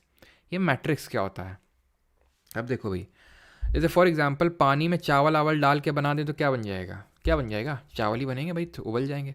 लेकिन उसी में दूध डाल के बना दे तो खीर बन जाएगी। तो अंतर कहाँ पे आया, अंतर आया मैट्रिक्स में। था तो चावल डला तो चावल ही था ना, लेकिन तुमने लिया क्या, मेन तुम्हारा वो मैट्रिक्स क्या था, ग्राउंड सब्सटेंस क्या था, उस पर डिपेंड करेगा कि वो कनेक्टिव टिश्यू कैसा है। जैसे कि तुम कान पकड़ो अपना भी, तुम्हारा टीचर बहुत तुम्हारा कान पकड़ के मरोड़ता था, भाई हमारा भी मरोड़ता था, ऐसा नहीं है, हमारा कोई वो नहीं था। हमारे यहाँ तो कायदे की पिलाई होती थी एकदम, मतलब सूत के रख देते थे ठीक है। तो यहाँ पे कान जो होता है ना, कान आप पकड़ो तो कान देखो, मतलब बहुत हार्ड भी नहीं है, बहुत सॉफ्ट भी नहीं है, ठीक है। वहीं तुम आप पकड़ लो किसको, वहीं अब जैसे फॉर एग्जांपल अब तुम बॉडी ऑर्गन के अंदर का क्या है पकड़ो, जैसे फॉर एग्जांपल बोन है, ठीक है, बोन को पकड़ो, बोन को तो इमेजिन कर ही सकते हो ना, ये जैसे कि तुम्हारी नेक में कॉलर बोन्स होती हैं, तो उसको पकड़ो तो कितना हार्ड है। और ये दोनों हैं, दोनों अगर हम देखें तो कनेक्टिव टिश्यू है। जो ब्लड हो गया, खून जो होता है वो भी कनेक्टिव टिश्यू है, वो तो लिक्विड होता है। क्यों, क्योंकि सबका इंटरसेलुलर मैट्रिक्स अलग अलग है। जिसका जेली है तो कान में, जैसे हमारा वो अभी देखेंगे उसको क्या बोलते हैं, फ्लूइड है तो ब्लड बन गया, डेंस और रिजिड है तो बोन बन गई। वो डिपेंड करता है इंटरसेलुलर मैट्रिक्स पे, ठीक है। कनेक्टिव टिश्यू ये सारे होते हैं, ठीक है, बस देख लो, अच्छा लग रहा है देखने में बस। टाइप्स ऑफ कनेक्टिव टिश्यू दो तरह के, एरियोलर, एडिपोस। एरियोलर का मेन काम क्या है, अगेन डिफरेंट बॉडी ऑर्गन्स को जोड़ने का मेन काम है इनका, मेन जोड़ने का काम तो यही परफॉर्म करते हैं। एडिपोस तो बस मोटापा बढ़ाते हैं और कुछ नहीं। दो तरह के, लूज कनेक्टिव और डेंस। लूज को एकदम लूज की तरह छोड़ दो, उतना इंपॉर्टेंट नहीं है, बस थोड़ा बहुत देख लो कि जो लूज है, cells plus loose gel matrix, इसका जो मैट्रिक्स होगा वो लूज होगा, काफ़ी सॉफ्ट होगा, स्किन और मसल्स के बीच में प्रेजेंट होता है, बोन मैरो में प्रेजेंट होता है, ऑर्गन्स के अंदर देखने को मिलता है, ठीक है, जहाँ जहाँ बहुत ही सॉफ्ट पार्ट होता है वहाँ पे देखने को मिलता है, ठीक है। लूज कनेक्टिव टिश्यू स्किन और मसल्स को कनेक्ट करने का काम करता है, जो सॉफ्ट पार्ट होते हैं।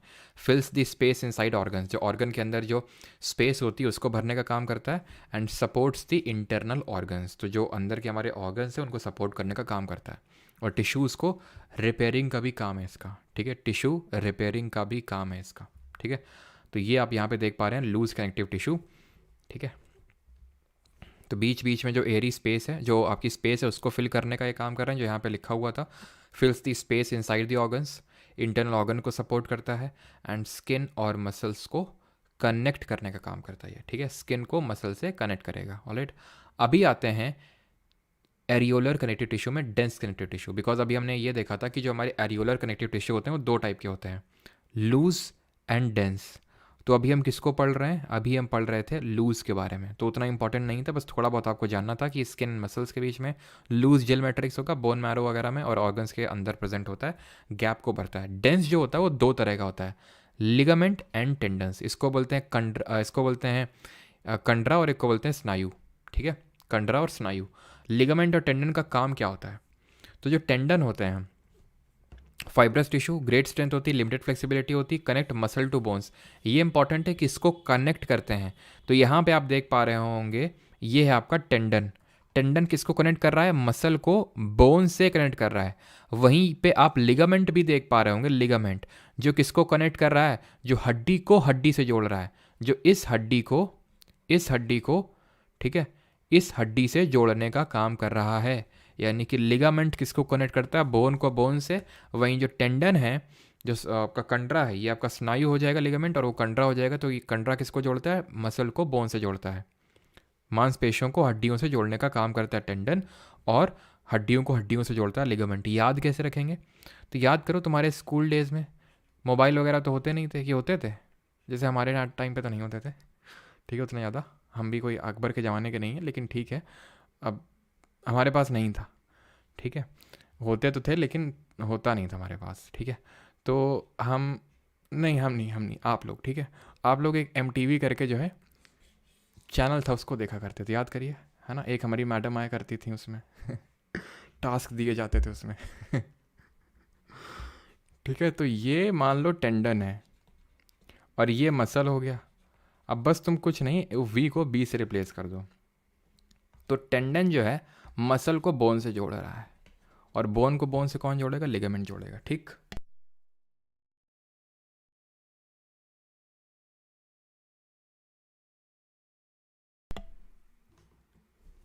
क्लियर इतनी चीज़ कि लिगामेंट किसको जोड़ रहा है और टेंडन किसको जोड़ रहा है, ठीक है। बस इतना ध्यान रखना है आपको। जैसे यहाँ पे देखिए आप, ठीक है, यहाँ पे अगर आप ध्यान से देखें तो ये चीज़ क्या है बताइए जल्दी? 1 क्या है? ये 1 क्या है? और 2 क्या है? ये 2 क्या है? तो 1 अगर हम ध्यान से देखें, ये हमारी बाइसेप की मसल्स है और ये बोन्स हैं। मसल को मसल से कोई नहीं, वो यहाँ पे नहीं है, ठीक है। ये हो जाएगा आपका क्या? ये हो जाएगा आपका MTB, दैट इज़ टेंडन हो जाएगा आपका ये, ठीक है। इसको बोल देंगे टेंडन, क्लियर। एंड वहीं अगर हम बात करें तो ये हो जाएगा आपका लिगामेंट, ठीक है। ये हो जाएगा आपका लिगामेंट। क्लियर इतनी चीज़? आगे बढ़े हैं, अब एडिपोज कनेक्टिव टिश्यू पे आ जाएं। सर बहुत तेज हो रहा है, अच्छा हाँ समझ गए, सभी लोग हैं, मतलब सब के सब देखते थे।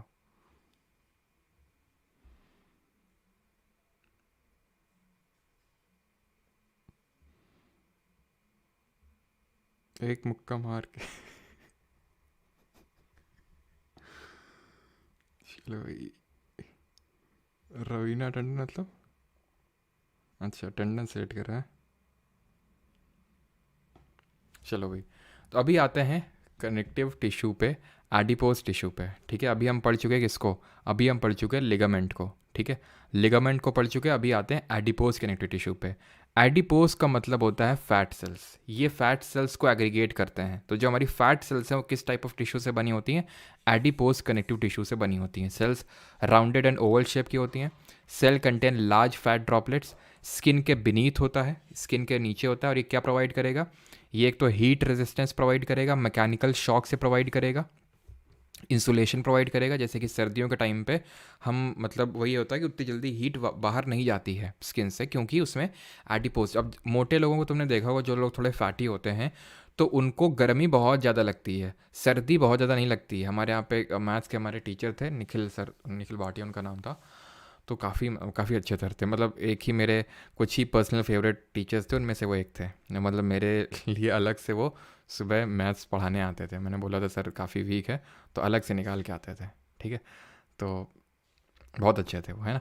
तो निखिल भाटिया सर काफ़ी हमारे थोड़े तगड़े टाइप थे, है ना। तो तगड़े थे वो, और वो देखते थे हम, वो विंटर्स में हाफ शर्ट में आते थे, ठीक है, एकदम तो ऐसा लगता था हाफ शर्ट में कैसे। तो फिर बाद में फिर हमने बायो पढ़ी, क्योंकि बायो वाले सर है ना कायदे की मार देते थे हमारी, ठीक। तो बायो कभी ज़्यादा समझ आई नहीं स्कूल डेज़ में, ठीक है। उनका नाम नहीं लेंगे, हो सकता है अगर मान लो किसी ने भेज दिया उनको वीडियो तो उनको बुरा लगेगा, तो है कोई नहीं। तो लेकिन कायदे की मार देते थे वो, उनसे ज़्यादा मार किसी टीचर ने दी नहीं। तो वो जो थे तब, मतलब मैं ये बोल रहा हूँ कि तब बाद में ये चीज़ पता चली, या फिर तो ये चीज़ आपको समझ आनी चाहिए कि क्यों ऐसा होता है। क्योंकि जो एडिपोज टाइप ऑफ टिश्यू हैं, जो हमारी स्किन के नीचे हैं, वो ज़्यादा अगर जमा हो जाते हैं तो फैट बन जाता है ज़्यादा, लोग मोटे हो जाते हैं, एंड वो ज़्यादा इंसुलेशन प्रोवाइड करने लगता है। हीट ज़्यादा जल्दी बाहर निकलती नहीं है, टेम्परेचर रेगुलेशन प्रोवाइड करता है, एंड मैकेनिकल शॉक से प्रोवाइड करता है। Is that clear? ठीक है यहाँ तक? ये आपको देखने को मिलेंगे एडिपोसाइट्स। ये जो एडिपोस टिश्यू है उसमें जो सेल्स होती हैं उनको एडिपोसाइट्स बोलते हैं, ठीक है। अब आते हैं स्केलेटल कनेक्टिव टिश्यू पे। अभी तक हम क्या देख रहे थे, एरियोलर। मैं आपको रिवाइज करवाता हूँ, ठीक है। एरियोलर देख रहे थे हम पहले, सबसे पहले हमने देखा कनेक्टिव टिश्यू, कनेक्टिव में हमने एरियोलर देखा। एरियोलर में भी दो तरह के, लूज और डेंस। लूज में हमने देखा था, लूज है ऑर्गन्स के बीच का स्पेस फिल कर रहा है, स्किन और मसल्स के बीच में जो सॉफ्ट पार्ट है वहाँ पे उनके बीच में देखने को। डेंस क्या था, डेंस क्या था, डेंस में पढ़े लिगामेंट और टेंडन, स्नायु और कंडरा। एम टी बी मसल को बोन से कनेक्ट कर रहे हैं और बोन को बोन से कनेक्ट कर रहे हैं लिगामेंट, खत्म, ठीक।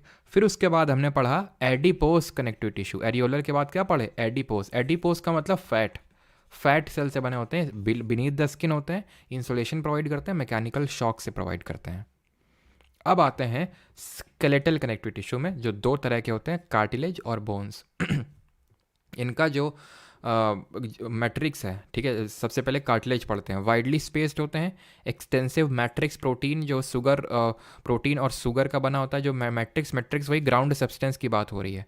मैट्रिक्स थोड़ा सा इलास्टिक होता है, कार्टिलेज फ्लेक्सिबल होता है। इसका लोकेशन अगर बात करें तो ईयर, पिन्ना, पिन्ना जहाँ बाली पहनी जाती है कान में, और या फिर पूरा कान अगर आप देखेंगे तो उसको मोड़ा जा सकता है। नोज़ की टिप होती है, नोज़ की टिप अगर पकड़ो, ऐसे ट्रैकिया में हमारे होते हैं रिंग्स ऑफ कार्टिलेजेस, ताकि सांस लें। ऐसा ना पता चला अगर रिंग्स ऑफ ये कार्टिलेज ना हो ना, इस तरह से अगर तुम सर्च करना गूगल पे, यहाँ पे तो आई थिंक लगा नहीं है, नहीं लगा। तो इस तरह से रिंग्स टाइप होती हैं ट्रैकिया में, विंड पाइप में। तो सो दैट हम सांस लें तो ऐसा नहीं कि एकदम लो चपक गया, लो सांस ही नहीं जा पा रही अंदर, ठीक है। तो ट्रैकिया मतलब ये कार्टिलेज होता है, सो दैट वो सक ना, एकदम वो चपक ना जाए। वो हम पढ़ेंगे वहाँ पे जब रेस्पिरेटरी सिस्टम पढ़ेंगे। लैरिंग्स में smoothens the bone surface at joints में स्मूद करता है बॉन, ये देख सकते हैं आप, ठीक है। यहाँ पे स्मूथ करने का भी काम होता है इसका, क्लियर है। ये सपोर्ट करता है फ्लेक्सिबिलिटी टू बॉडी पार्ट, तो फ्लेक्सिबल होता है। जहाँ पे आप देख लो, कान हो गया, कान आपका टीचर आराम से मोड़ देता था, ठीक है, और आपको दर्द दे देता था। क्यों, क्योंकि अब बोन को थोड़ी ना मोड़ सकता है। क्यों, उसके पीछे का रीज़न क्या है, क्योंकि कार्टिलेज का जो मैट्रिक्स होगा, ग्राउंड सब्सटेंस होगा, वो सॉफ्ट होगा relative to the bone. Bone का बहुत हार्ड होगा, कार्टिलेज का उतना भी सॉफ्ट नहीं है। किसकी तरह, ब्लड की तरह। ब्लड का तो लिक्विड अभी देखेंगे आगे, लेकिन कार्टिलेज का बोन जितना हार्ड भी नहीं है। कहाँ कहाँ पे आप समझ गए, ठीक है। अब आते हैं बोन पे, हड्डियों पे। तो हड्डियों की अगर हम बात करें तो बहुत स्ट्रांग होता है, नॉन फ्लेक्सिबल, मोड़ नहीं सकते, बहुत हार्ड एजेड होती हैं। Bone cells are embedded in hard matrix, इसका मैट्रिक्स हार्ड होगा। Matrix is compose of calcium और फॉस्फोरस। कैल्शियम और फॉस्फोरस का बना होता है इसका मैट्रिक्स, जिसके से हार्ड होता है। फंक्शन क्या होता है इसका, फंक्शन होता है कि एक बॉडी को फ्रेमवर्क प्रोवाइड करना, ढांचा प्रोवाइड करना। नहीं तो पता चला मुंह लटक रहा है इधर, हाथ अपना लटक रहा है, पेन अपना लटक रहा है, तो वो सब कैसे हो पाएगा है? तो ये पूरा जो है स्ट्रक्चर प्रोवाइड करता है, ढांचा प्रोवाइड करता है, स्केलेटल प्रोवाइड करता है ये, ठीक है। और उसमें फिर हमारे डिफरेंट ऑर्गन्स एम्बेडेड है अंदर, खाल चढ़ी हुई है, ठीक है।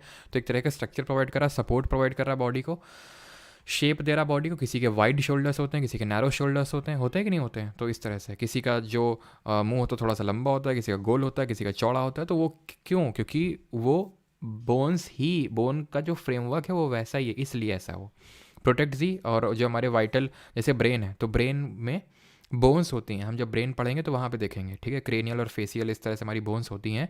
तो जो अगर बोन्स नहीं होंगी तो हमारा ब्रेन तुरंत आसानी से डैमेज हो जाएगा। लंग्स वगैरह इन सबको प्रोटेक्शन प्रोवाइड करने का काम करते हैं। अब लंग्स में, छाती में हाथ लगा के देखो अभी तुम यहाँ पे, ये जो ये आपका चेस्ट वाला रीजन है, यहाँ पे आपको हड्डियाँ दिख रही होंगी ना, इस तरह से ये हड्डियाँ होती हैं ना यहाँ पे, ठीक है। यहाँ पे हमारी हड्डियाँ होती हैं ना इस तरह से, ऐसे ऐसे ऐसे ऐसे ऐसे ऐसे ऐसे।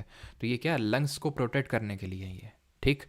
बोन्स की अगर हम बात करें कुछ इस तरह से दिखती हैं। अच्छा, कमेंट में आप बताइए कि लॉन्गेस्ट बोन कौन सी होती है, शॉर्टेस्ट कौन सी होती है, और टोटल नंबर ऑफ बोन्स कितनी होती हैं एक चाइल्ड में और अडल्ट में, बताइए। तो लॉन्गेस्ट की अगर बात करेंगे तो कौन सी होगी, लॉन्गेस्ट बोन है हमारी जांग में होती है, थाइज में, दैट इज़ फीमर, थाइज में होती है ये। एंड शॉर्ट की अगर बात करें तो स्टेपीज़ होती है, ये हमारे कान में होती है, ईयर में होती है। ईयर में हमारी 3 बोन्स होती हैं, एक तरह से 3 बहनें टाइप होती हैं, मैलियस, इनकस एंड स्टेपीज़। तो जिसमें से स्टेपीज़ होती है सबसे छोटी होती है। नंबर ऑफ बोन्स की अगर बात करें तो चाइल्ड में रफली 300 होती हैं। जब बच्चे का जन्म होता है दिन बाद में ये आपस में मिलती जाती हैं, जुड़ती जाती हैं, फ्यूज़ होती जाती हैं, 206 हो जाती हैं। जो लोग ज़्यादा अडल्ट होते हैं उनमें 207 होती हैं। खैर याद, लेकिन आपको 206 ही रखना है। अभी आते हैं कनेक्टिव टिश्यू में, फ्लूइड कनेक्टिव टिश्यू, जो हमारा आज का लास्ट पार्ट है। फ्लूइड है तो ऑब्वियस सी बात है, अब क्योंकि कनेक्टिव टिश्यू है तो कनेक्ट कर रहा होगा डिफरेंट पार्ट्स ऑफ बॉडी को, ठीक है, कॉन्टिन्यूटी बनाता है। दो तरह का फ्लूइड टिश्यू होता है, एक ब्लड और दूसरा लिम्फ, ब्लड एंड लिम्फ, ठीक है। तो ब्लड हमारा पहला पार्ट है, ठीक है, ब्लड। तो ब्लड एक फ्लूइड कनेक्टिव टिश्यू है, ब्लड सेल से बना होता है, इसका मैट्रिक्स लिक्विड का होता है, ठीक है। अब यहाँ पे थोड़ा सा हम ब्लड के बारे में पढ़ लेते हैं, ठीक है। पहले ब्लड के बारे में यहाँ पे पहले मैं आपको सारी चीज़ें बता देता हूँ, उसके बाद हम आगे बढ़ते हैं। जो चीज़ लिखी हुई है आपको ढंग से समझ में आएगी। देखिए, जो ब्लड होता है ना, जो ब्लड होता है, जो खून होता है, ये इसका मेन काम होता है कनेक्टिव टिश्यू है, कनेक्ट कर रहा है ये, ठीक है। एंड इसका जो मेन काम होता है वो होता है, चलिए हम इसके पहले तो डिफरेंट पार्ट्स पढ़ लेते हैं। तो इसका एक कंपोनेंट होता है लिक्विड कंपोनेंट और एक इसका पार्ट होता है सॉलिड कंपोनेंट। यानी कि ऐसा है, पानी में चावल, पानी में हमने चावल डाल दिए, तो पानी जो है इसमें प्लाज्मा है, जो कि ध्यान रखना है, जो लिक्विड पार्ट है, जो प्लाज्मा है, ये 55% होता है ब्लड का। यानी 55% आपका 55% आपका लिक्विड होगा एंड 45% रिमेनिंग आपका सॉलिड पार्ट होगा। अब ये जो प्लाज्मा है ये येलो कलर का फ्लूइड होता है। आपने सुना होगा कोविड के टाइम पे बहुत ये इसकी शॉर्टेज हो गई थी प्लाज्मा की, तो येलो कलर का फ्लूइड होता है प्लाज्मा। अब ये प्लाज्मा खुद जो 55% है ब्लड का, ये प्लाज्मा रफली 90 से 92% जो है इसमें सिर्फ पानी ही होता है, वाटर होता है। रिमेनिंग जो 18% है इसमें आपके हॉर्मोन्स भी होते हैं, प्रोटीन्स भी होता है, hormones, proteins, glucose, fat, vitamin, ये सब कुछ 18% में होता है। ये अब बात करते हैं यहाँ पे जो लिखा हुआ है सॉलिड पार्ट। तो सॉलिड के 3 पार्ट होते हैं। पहला होता है हमारा आरबीसी, रेड ब्लड सेल, श्वेत रक्त कणिकाएं। दूसरा होता है डब्ल्यूबीसी, दैट इज सॉरी, ये आपकी लाल रक्त कणिकाएं, ये श्वेत रक्त कणिकाएं। एंड तीसरा होता है हमारा प्लेटलेट्स, इनको हम क्या बोलते हैं, प्लेटलेट्स। अब इनमें बेसिक डिफरेंस क्या है? आरबीसीज रेड इन कलर होती हैं। क्यों रेड होती हैं? क्योंकि इनमें होता है आपका हीमोग्लोबिन, हीमोग्लोबिन होता है। अब हीमोग्लोबिन एक हीम नाम का कंपाउंड होता है और इसमें आयरन अटैच्ड होता है which has high affinity for oxygen. High affinity for oxygen मतलब ऑक्सीजन से इसको बहुत प्यार है, तो इसलिए आरबीसीज क्या है, ऑक्सीजन को ट्रैप कर लेती हैं, ठीक है। थोड़ा सा कल मैंने आपको ग्लिम्स दिया था इस चीज़ का, किस तरह से ऑक्सीजन को ट्रैप करती हैं, बाकी तो हम पढ़ेंगे लाइफ प्रोसेस वाले चैप्टर में। तो ये ऑक्सीजन की सप्लाई का काम करते हैं, हर सेल तक ऑक्सीजन को भेजने का काम होता है आरबीसीज का। डब्ल्यूबीसीज जो हैं ये वाइट होती हैं, क्यों? क्योंकि इनमें हीमोग्लोबिन नहीं होता, तो रेड नहीं होती हैं। ये डिफेंस मैकेनिज्म प्रोवाइड करती हैं, जो हमारे सूक्ष्म जीव होते हैं, माइक्रो ऑर्गेनिज्म होते हैं, उनको भगाने का या फिर उनको किल करने का काम होता है डब्ल्यूबीसीज का। प्लेटलेट्स का जो मेन फंक्शन होता है वो ब्लड क्लॉटिंग का होता है, खून का थक्का जमाने में फंक्शन होता है इसका, प्लेटलेट्स का, ठीक है। अब यहाँ पे मैंने आपको फंक्शंस तो बता दिए, लेकिन अभी इनके बारे में कुछ और चीज़ें हैं जो आपको पता होनी चाहिए। आरबीसी, डब्ल्यूबीसी और प्लेटलेट्स में मेन कुछ और भी डिफरेंसेस होते हैं, ठीक। तो वो भी लगे हाथ समझ लेते हैं क्या डिफरेंसेस होते हैं। तो यहाँ पे मैं लिख देता हूँ, फंक्शन हमने बस अभी समझा है। यहाँ पे मैं आरबीसीज लिख देता हूँ, यहाँ पे मैं डब्ल्यूबीसीज लिख देता हूँ और यहाँ पे मैं प्लेटलेट्स लिख देता हूँ। अब यहाँ पे सबसे पहले हम ये समझ लेते हैं कि इनका लाइफ स्पैन कितना होता है, ठीक है। लाइफ स्पैन कितना होता है आरबीसीज का, डब्ल्यूबीसीज का एंड इनका। फिर यहाँ पे हम देख लेंगे इनका शेप क्या होता है और ये कितने नंबर में होते हैं, और कुछ एक्स्ट्रा चीज़, ये बनते कहाँ पे, फॉर्मेशन कहाँ पे होता है। तो लाइफ स्पैन की अगर हम बात करें तो लाइफ स्पैन इनका, दैट इज़ आरबीसीज का, रफली 4 मंथ्स का होता है, 4 महीने का इनका लाइफ स्पैन होता है। डब्ल्यूबीसीज की अगर हम बात करें, वाइट ब्लड सेल्स का, तो रफली इनका मान के चलो आप कि 12 to 20 डेज़ का इनका लाइफ स्पैन होता है। और एक चीज़ ध्यान रखना, यहाँ पे मैंने वो चीज़ बताई है कि नहीं,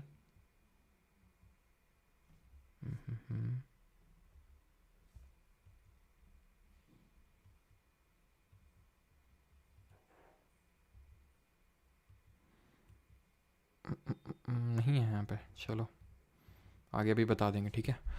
तो आरबीसीज का रफली 4 मंथ्स, इनका सिर्फ 12 से 20 दिन। और प्लेटलेट्स की बात करेंगे तो इनका तो और ही कम होता है, रफली आप मान के चलो कि 7 से लेके भाई 1 हफ्ता होता है, मतलब 7 से लेके 10 दिन का इनका टाइम पीरियड होता है। अब बात अगर करें इनके शेप की, तो जो आरबीसीज होती हैं यहाँ पे देखिए आरबीसी का कुछ शेप आपको दिख रहा है, कुछ आपको शेप दिख रहा है इसका। तो ऐसा लग रहा है कि जैसे मान लो कि एक कोई टैबलेट है, टैबलेट को दोनों साइड से दबा दो, टैबलेट है, टैबलेट को दोनों साइड से दबा दो, तो वैसा टाइप शेप नहीं लग रहा है ये। यानी कि बाई कॉनकेव शेप की होती हैं ये।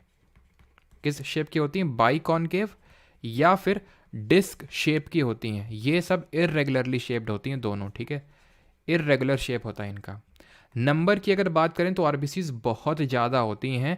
रफली एक बूंद खून में 4.5 से लेके 6.5 मिलियन आपको देखने को मिलेंगे आरबीसीज, ठीक है, मिलियंस में बोल रहा हूँ। डब्ल्यूबीसीज की अगर बात करें तो ये काफ़ी कम होते हैं। डब्ल्यूबीसीज की अगर बात करें तो रफली 1000 में देखने को मिलेंगे, मतलब 4000 से लेके 10,000 इतने आपको डब्ल्यूबीसीज देखने को मिलेंगे। और प्लेटलेट्स की अगर बात करें तो ये आपको रफली 1.5 लाख से लेके 4 लाख, 150K से लेके 400K, ठीक है, इतने आपको देखने को मिलेंगे। तो अगर कभी ऑर्डर में लगाने का आपसे पूछ ले तो क्या ऑर्डर होगा? आरबीसी सबसे पहले, देन प्लेटलेट्स, देन डब्ल्यूबीसीज आएंगे, अगर नंबर के ऑर्डर में आपसे पूछेगा। आरबीसीज को हम इराइथ्रोसाइट्स के नाम से भी जानते हैं, ध्यान रखिएगा, इनको हम इराइथ्रोसाइट्स के नाम से भी जानते हैं। अब याद कैसे रखेंगे? याद आप ऐसे रख सकते हैं कि भाई जो आरबीसीज एंड इराइथ्रोसाइट, ठीक है, आरबीसीज एंड इराइथ्रोसाइट ऐसे करके याद रख सकते हैं, आर और आर, ठीक है।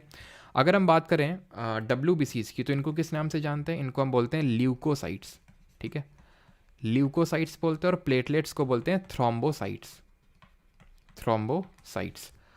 ये जो डब्ल्यूबीसी होता है इसके भी 3 टाइप होते हैं। जो आपका वाइट ब्लड सेल्स होता है, इसके ज़्यादा डीप में नहीं जाएंगे, बस थोड़ा सा देख लो, इसके 3 टाइप होते हैं। एक तो ग्रैनुलोसाइट, ग्रैन्युलोसाइट्स, दूसरे होते हैं आपके मोनोसाइट्स। अच्छा, स्टडी ऑफ ब्लड को क्या बोलते हैं? What is known as study of blood, ठीक है, मोनोसाइट्स। एंड तीसरा होता है हमारा lymphocytes, lymphocytes. Granulocyte further 3 category में डिवाइड होता है। ये मैं इसलिए बता रहा हूँ सो दैट अगर पूछ ले कि भाई किसके टाइप्स हैं तो आपको पता होना चाहिए एटलीस्ट। ज़्यादा डीप मैंने तो नहीं पढ़ना, बस फिर भी ये तो पता होना चाहिए किसके टाइप्स हैं आपके। Eosinophils and lymphocytes, sorry lymphocytes तो हो गया ना इसमें, लिम्फोसाइट्स हो गया, ठीक है। तो ये इसके टाइप्स हैं, क्लियर। एंड मोनो इसके लिम्फोसाइट की अगर टाइप की बात करें तो इसके टाइप्स होते हैं आपके T cells and B cells. T cells होती हैं एंड बी सेल्स होती हैं इसमें आपकी, क्लियर है। तो ये डब्ल्यूबीसीज के डिफरेंट टाइप्स हैं, क्लियर है। तो blood cells are of 3 type, वो आपने टाइप समझ लिए। प्लाज्मा में क्या होता है? Protein, salt and hormone. And study of blood को क्या बोलेंगे? हीमाटोलॉजी बोलेंगे, ध्यान रखना, हिपैटोलॉजी नहीं बोलेंगे। हिपैटोलॉजी स्टडी ऑफ लिवर होता है वो, ठीक।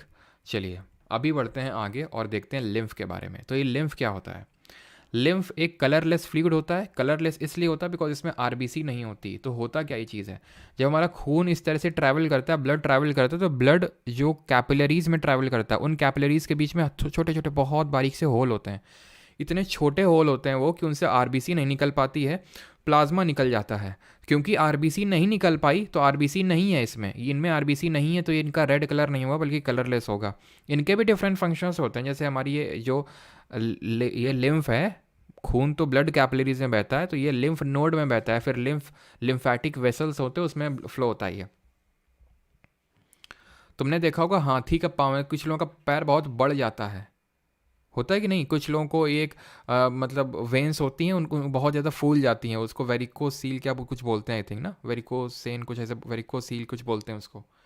तो उसमें वो एक्चुअल में लिम्फ ही होता है। जब ये हो जाता है कि लिम्फ बहुत ज़्यादा बहुत ज़्यादा बहुत ज़्यादा इकट्ठा होने लगता है इन लिम्फ नोड में, तो वो फूलने लगती हैं, आपके पैर फूलने लगते हैं, ठीक है।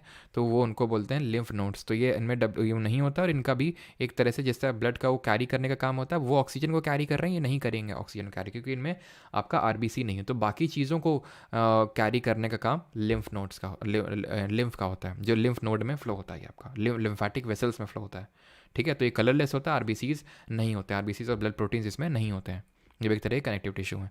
एंड लास्ट है हमारे नर्वस टिश्यू। तो अगर आप किसी चीज़ को छूते हैं तो आप उस चीज़ को फील कर पाते हैं, देख पाते हैं, मतलब आप ये मान के चलिए जितनी भी आप ज़्यादातर चीज़ें करते हैं वो नर्वस टिश्यू की वजह से ही कर पाते हैं। नर्वस टिश्यू ना हो, ठीक है, नर्वस टिश्यू ना हो तो आपकी लाइफ एकदम, आप ये मान के चलिए कि बहुत होता है ना, आपने देखा होगा किस लोगों का ब्रेन हैमरेज हो जाता है, तो उनके ब्रेन में न्यूरॉन डिस्ट्रॉय हो जाते हैं एंड देन उसके बाद वो फंक्शन नहीं कर पाते ढंग से। या फिर काफ़ी जैसे कि स्टीफन हॉकिंग थे, तो स्टीफन हॉकिंग के साथ भी ऐसा, उनको न्यूरल डिसऑर्डर था। तो न्यूरल डिसऑर्डर था तो उनका बहुत सा पार्ट फंक्शन नहीं कर पाता था न्यूरल डिसऑर्डर की वजह से, तो वो नर्वस टिश्यू उसके लिए रिस्पॉन्सिबल होता है, और इसमें जो सेल प्रेजेंट होती है वो न्यूरॉन है।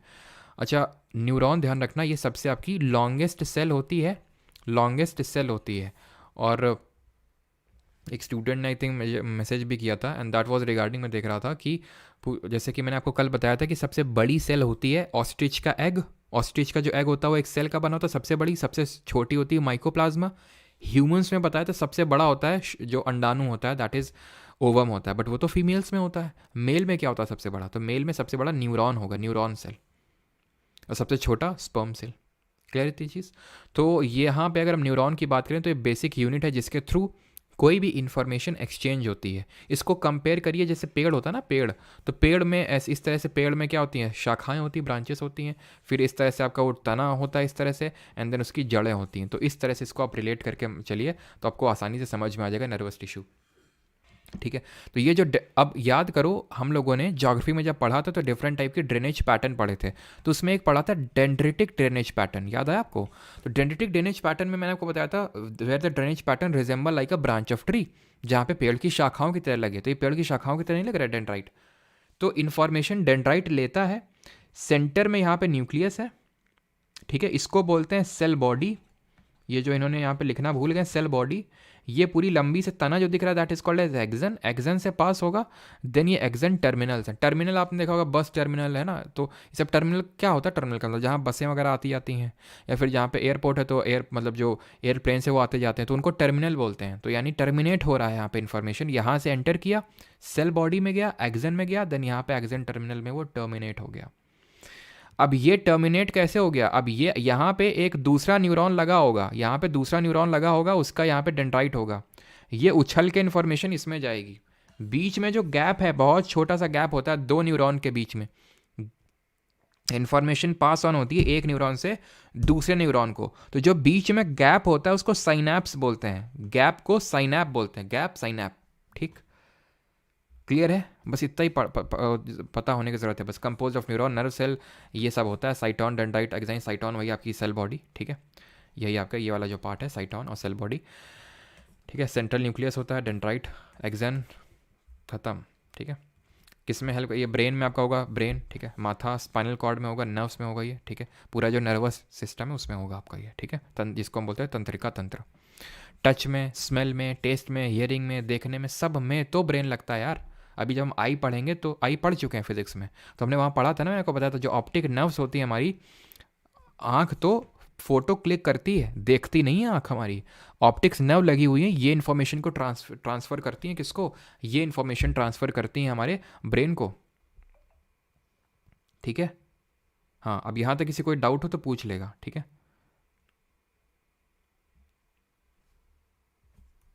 तो इसमें हेल्प करती हैं। यहाँ पे आप देख सकते हैं, जैसे फॉर एग्जांपल आपने ये, इन्होंने ये छुआ तो इसके थ्रू इस तरह से तुरंत इन्फॉर्मेशन ट्रैवल करेगी एंड पूरा इस तरह से होता है आपका। ठीक है, एंड यहाँ पे आप देख सकते हैं किस तरह से ये इलेक्ट्रिकल सिग्नल रिसीव हुआ, और ये यहाँ पे केमिकल सिग्नल है और इलेक्ट्रिकल सिग्नल में तब्दील होता है, ध्यान रखना। ठीक है, यहाँ पे इस चीज़ को ध्यान रखना, ये केमिकल सिग्नल है, ठीक है, केमिकल सिग्नल ये इलेक्ट्रिकल सिग्नल में तब्दील होता है। तो न्यूरॉन में मैं लिख देता हूँ, न्यूरॉन में क्या होता है, न्यूरॉन और नर्व सेल्स जो होती हैं ये कन्वर्ट करती हैं केमिकल एनर्जी को, केमिकल एनर्जी को किस में? इलेक्ट्रिकल एनर्जी में कन्वर्ट करने का काम होता है, इलेक्ट्रिकल इम्पल्सेस होते हैं ये। Is that clear? ऑर्डर पता होना चाहिए कि डेंड्राइट है, साइटोन सेल बॉडी है, न्यूक्लियस, एक्सन, एंड देन आपका एक्सन टर्मिनल्स है यहाँ पे आपके। क्लियर इतनी चीज़? और यहीं पे नर्व सेल, मैंने आपको बताया नर्व सेल को न्यूरॉन बोलते हैं। यहाँ पे पूरे तंत्रिका तंत्र में, नर्वस पूरे सिस्टम में सिर्फ न्यूरॉन्स ही नहीं होते हैं, एक और टाइप ऑफ सेल्स होते हैं जिनको हम ग्लायल सेल्स बोलते हैं। तो बस ध्यान रखना कि ग्लायल सेल्स कहाँ पे होंगी? आपकी नर्वस सिस्टम में होंगी बस। ठीक, क्लियर है यहाँ तक सभी को? खत्म होता है लेक्चर। अब थोड़े से क्वेश्चंस कर लेते हैं, किसी कोई डाउट तो नहीं यहाँ तक? क्वेश्चंस कर लेते हैं, ज़्यादा नहीं है, थोड़े से कर लेते हैं जल्दी से।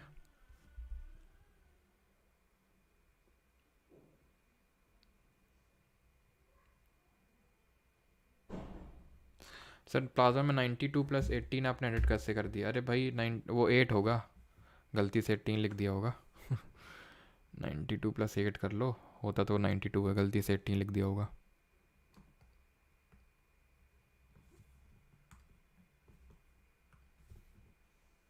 ठीक,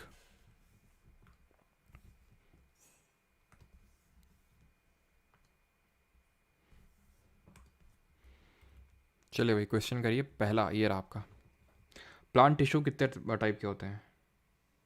उस फोटो में आप हो सर? किस फोटो में?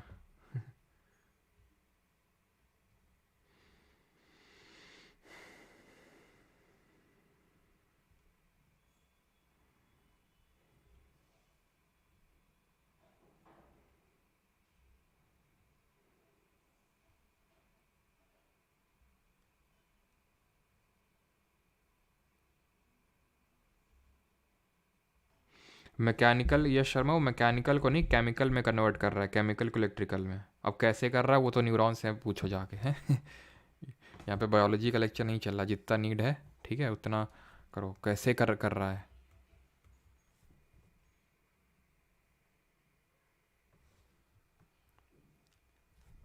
चलो भाई, तो प्लांट टिश्यूज़ कितने टाइप के होते हैं? तो प्लांट टिश्यूज़ होते हैं आपके दो तरह के। एक तो होते हैं हमारे मेरिस्टमेटिक और दूसरे होते हैं परमानेंट। आज थोड़ा एग्जाम लिखना मैं भूल गया यहाँ पे, ठीक है, एग्जाम ने लिखा है। तो एक होते हैं हमारे मेरिस्टमेटिक जिनको विभज्योतक ऊतक बोलते हैं, और एक होते हैं हमारे स्थायी ऊतक। तो ऑप्शन नंबर बी यहाँ पे सही आंसर होगा, ठीक है। मेरिस्टमेटिक टिश्यूज हमारे कितने टाइप के होते हैं? एपिकल, इंटर कैलरी होता है apical meristematic tissues, intercalary meristematic tissues, और तीसरे होते हैं लेटरल। ये tips end of root and shoots में, ये बीच बीच में, ये साइड में। ये आपकी हाइट प्रोवाइड करते हैं और ये आपका ग्रो या विड्थ प्रोवाइड करता है। परमानेंट की अगर बात करें तो दो टाइप के होते हैं, simple permanent and complex permanent. Simple की बात करें चलो अभी एक आगे देख लेंगे, ठीक है। तो dash is a group of cells similar in structure and function, संरचना और कार्य में समान कोशिकाओं का एक समूह। कोशिकाओं के समूह को क्या बोलते हैं? टिश्यू यानी कि ऊतक बोलते हैं। ऊतक के अध्ययन को क्या बोलते हैं? जब ये टिश्यू आपस में मिल जाते हैं तो ऑर्गन बन जाता है, जैसे कि हमारा किडनी हो गया, हार्ट हो गया, तो डिफरेंट ऑर्गन्स बन जाएंगे। एंड हमें पता होना चाहिए कि जो स्किन होता है, जो हमारी त्वचा होती है, वो सबसे बड़ा ऑर्गन होता है। It is the largest organ of our human body. सबसे बड़ा ग्रंथि ग्लैंड हम आगे पढ़ेंगे वो लिवर होता है, बट ऑर्गन की बात करें स्किन होता है, और उससे ऑर्गन सिस्टम बनता है हमारा, ठीक है। विच of the following is a plant tissue, इनमें से कौन सा प्लांट टिश्यू है? तो दोनों हैं आपके, यानी मेरिस्टमेटिक भी है और आपका परमानेंट भी है, ठीक है। अगला क्वेश्चन है, cells of meristematic tissue lack, यानी कि जो मेरिस्टमेटिक टिश्यू के जो सेल्स होते हैं उनमें क्या नहीं होता है? बताइए। हम्म।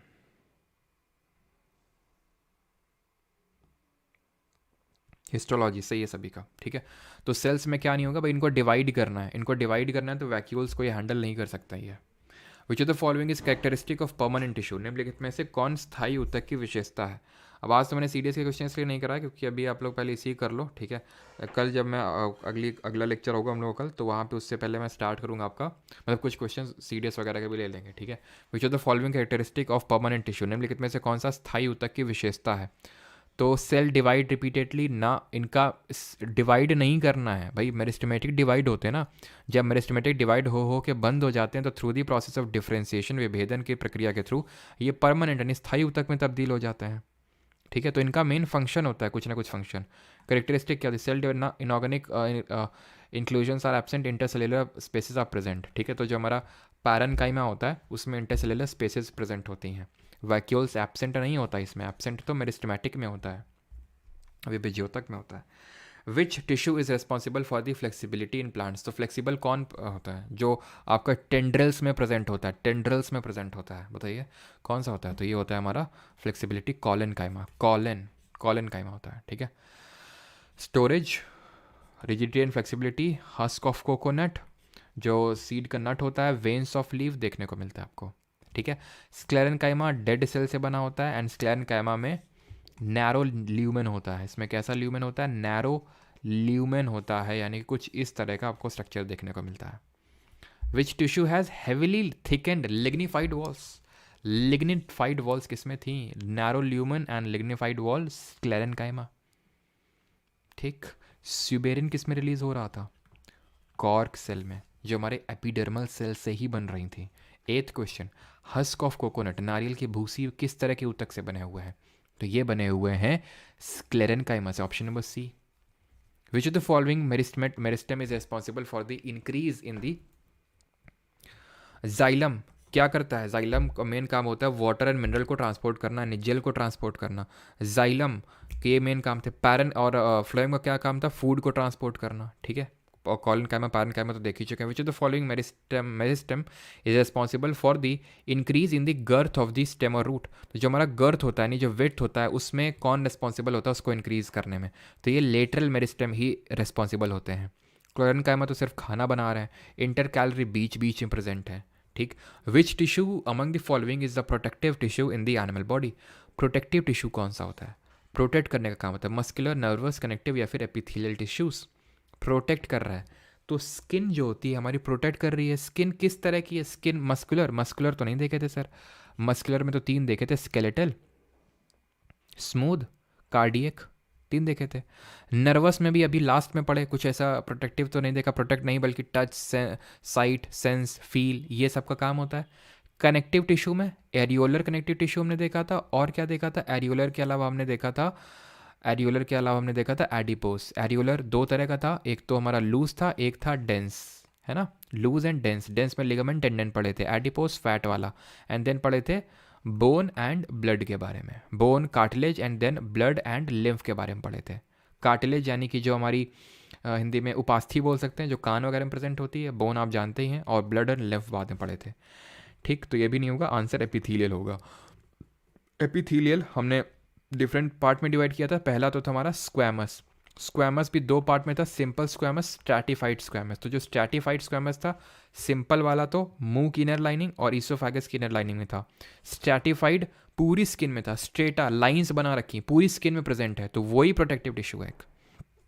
बीनीथ द, जल्दी से बताओ, देखते कितना तुम कनेक्टेड हो, ठीक है। एंड रादर देन कुछ लोग, ठीक है, एक का दुक्का जो कमेंट दिखते हैं स्लो थोड़ा सा ये वो, तो रादर दैन कि कमेंट में आप लगे रहो। अगर आप, मुझे ऐसा लगता है कि अगर आप 100% फोकस के साथ चीज़ें करेंगे तो कम टाइम में भी चीज़ें होंगी, सारी चीज़ें समझ में भी आएंगी। मैं ये नहीं बोल रहा हूँ एकदम से यहीं पे पूरा पूरा लेक्चर अंदर हो जाएगा, लेकिन आप करके देखेंगे तो आपको बेटर तरीके से समझ में आएगा मैं बताना क्या चाह रहा हूँ। अगर आप 100% फोकस के साथ देखेंगे तो मेरा भी कम टाइम लगेगा, आपका भी कम टाइम लगेगा, और सारी चीज़ें ज़्यादा बेटर तरीके से होंगी, ठीक है। वो तो मुझे पता है, जो भाई सीरियस स्टूडेंट है वो फोकस के साथ ही, विदाउट ज़्यादा मच कमेंटिंग के साथ ही पढ़ रहे होंगे, ठीक है। तो बीनीथ की अगर बात करें, नीचे कौन सा प्रेजेंट होता है नीचे टिश्यू? अब ये नहीं बोल रहा हूँ कि कमेंट करना नहीं, तो जो कमेंट करने लायक चीज़ें हैं, डाउट है, वो कमेंट में लिखना है, ठीक है। अगर आपको कोई डाउट है या फिर कोई चीज़ मान लो कि समझ नहीं आई, या फॉर एग्जांपल कि कुछ मैं क्वेश्चन पूछ रहा हूँ, तो वो चीज़ लिखनी है, ठीक है। फालतू की कुछ लोग देखता हूँ मैं, 4-5 लोग बुल्ला कहती करते रहते हैं फालतू की, करते रहो, कोई नहीं, ठीक है। बीनीथ द, अगर हम बात करें बीनीथ द स्किन, तो हमें देखने को मिलते हैं एडिपोस टिश्यू। एडिपोस टिश्यू ही फैट टिश्यू होते हैं, जो एक तरह से वो उसकी थिकनेस बढ़ाते हैं। और हमें पता है कि एडिपोस टिश्यू क्या करते हैं, एक तो हमें इंसुलेशन प्रोवाइड करते हैं, मैकेनिकल शॉक से बचाते हैं। याद कर लिया अगर वो, सीधे मैंने बताया था कि भाई जिनकी चमड़ी मोटी होती है ना, तो ज़्यादा ठंड नहीं लगती उनको। Which tissue helps in healing? Healing में कौन हेल्प करता है? Muscular tissue, nervous tissue, connective tissue या फिर ग्रैनुलेशन टिश्यू? तो इसका सही आंसर ऑप्शन नंबर डी होगा, and that is granulation tissue. हाँ ठीक है, और दिल पे नहीं लेगा कोई, ऑप्शन नंबर डी यहाँ पे सही आंसर होगा, ग्रैनुलेशन टिश्यू, ठीक है। एक तरह का ये कनेक्टिव टिश्यू ही होता है, ध्यान रखना, जो हीलिंग वगैरह में हेल्प करता है ये, ठीक है। एक तरह का कनेक्टिव टिश्यू का ही टाइप है ये एक तरह का कनेक्टिव टिश्यू ही होता है जो हीलिंग में हेल्प करता है, ठीक है। चलिए आगे बढ़ते हैं। अगला क्वेश्चन है हमारा, which tissue helps in the keeping the body warm in the following given options?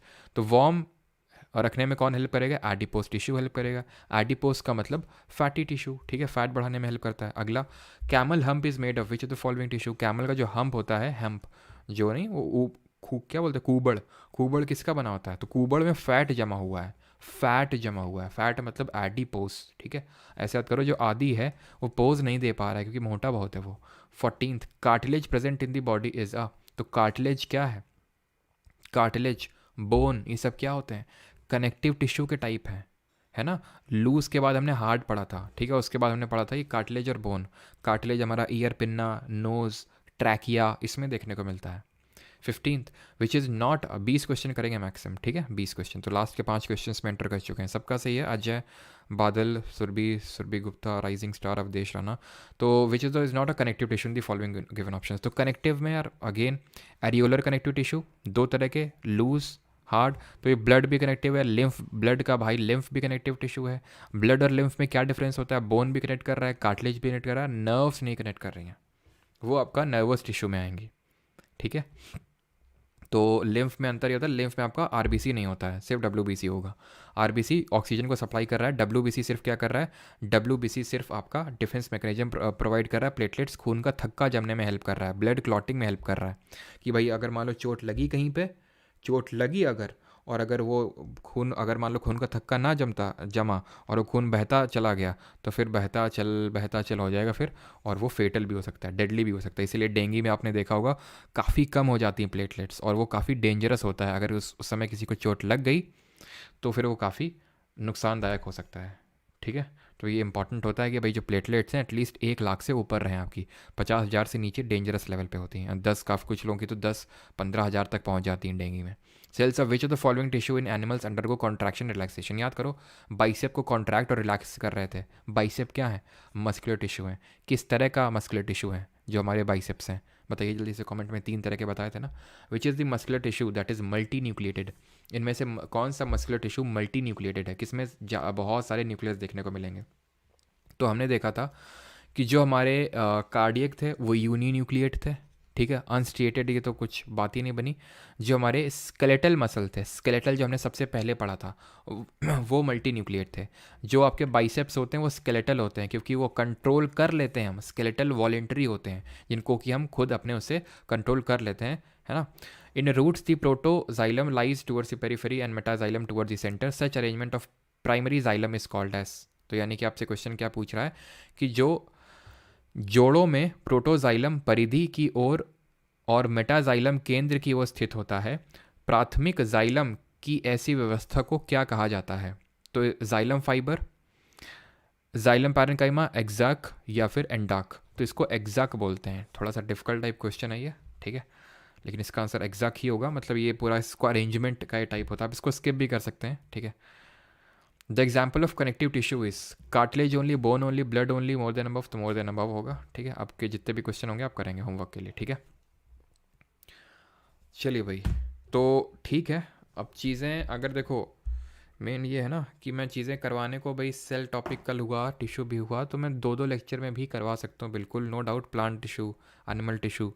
लेकिन फिर वही है कि चीज़ों को खींचने का उतना कोई मतलब बनता नहीं है, क्योंकि सिर्फ बायोलॉजी ही पढ़ने के लिए नहीं है। वो बात मुझे ही पता है, मुझे पढ़ाने में दिक्कत थोड़ी ना है। मैं तो आराम से मज़े ले लेके बीच में पढ़ाता रहूँ प्लांट टिश्यू, ठीक है। प्लांट टिश्यू आराम से, एक दिन एनिमल टिश्यू, मुझे कोई दिक्कत नहीं, आराम से मैं इसको, बायोलॉजी 2 हफ्ते में ख़त्म हो रही है, मैं इसको 1 महीना आराम से खींच सकता हूँ। लेकिन मेन दिक्कत तो ये, मैं तो खींच दूंगा लेकिन तुम खींच जाओगे, तुमको समझ में आएगा, ठीक है।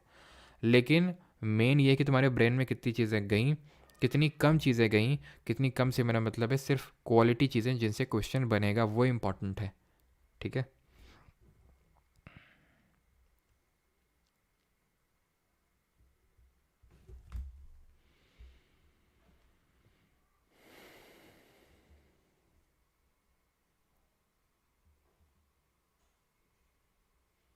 श्वान सेल अभी मैंने जो आपको ग्लायल सेल्स पढ़ाया था ना, उसी की ही कवरिंग होती है, ठीक है। मतलब उसी का टाइप है, जो स्वान सेल्स हैं ये टाइप, ये ग्लेशियल सेल का टाइप है, जो न्यूरॉन्स के आसपास आपको देखने को मिलेंगे, ठीक है। यानी कि सराउंडिंग न्यूरॉन्स, और ये टाइप ही होती हैं ग्लेशियल सेल्स का, ठीक है। जो अभी मैंने आपको, सॉरी, ग्लियल सेल्स का जो अभी मैं बता रहा था ना, ग्लायल सेल्स, तो उनका टाइप ही होती हैं, ठीक है, टाइप ऑफ ग्लायल सेल्स हैं।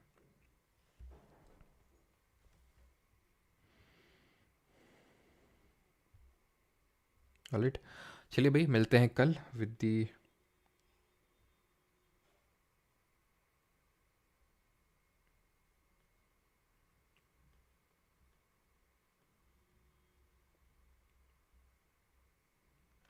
ऑडियो बहुत कम होता है, और भी किसी को प्रॉब्लम है क्या ऑडियो का? ऑडियो को किसी और को ही प्रॉब्लम है क्या, ऑडियो का कम होता है?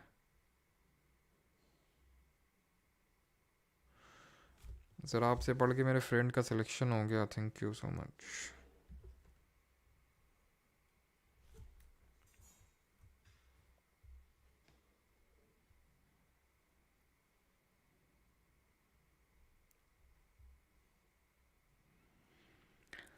ठीक है। और जो लोग को रिकॉर्डिंग वगैरह चाहिए होती है, 100 नोट्स चाहिए होते हैं, तो बैच में एनरोल कर सकते हैं परमार अकेडमी एप्लीकेशन डाउनलोड करके, फिर www.parmaracademy.in वेबसाइट पे जाके कोर्सेज में आपको दिख जाएगा SSC GK बैच 2.0। ठीक है, तो उसको आप डाउनलोड कर सकते हैं, वहाँ पे आपको सारी चीज़ें उसी बैच के अंदर मिल जाएंगी। Right, thank you to all, मिलते हैं कल in the same time. Thank you.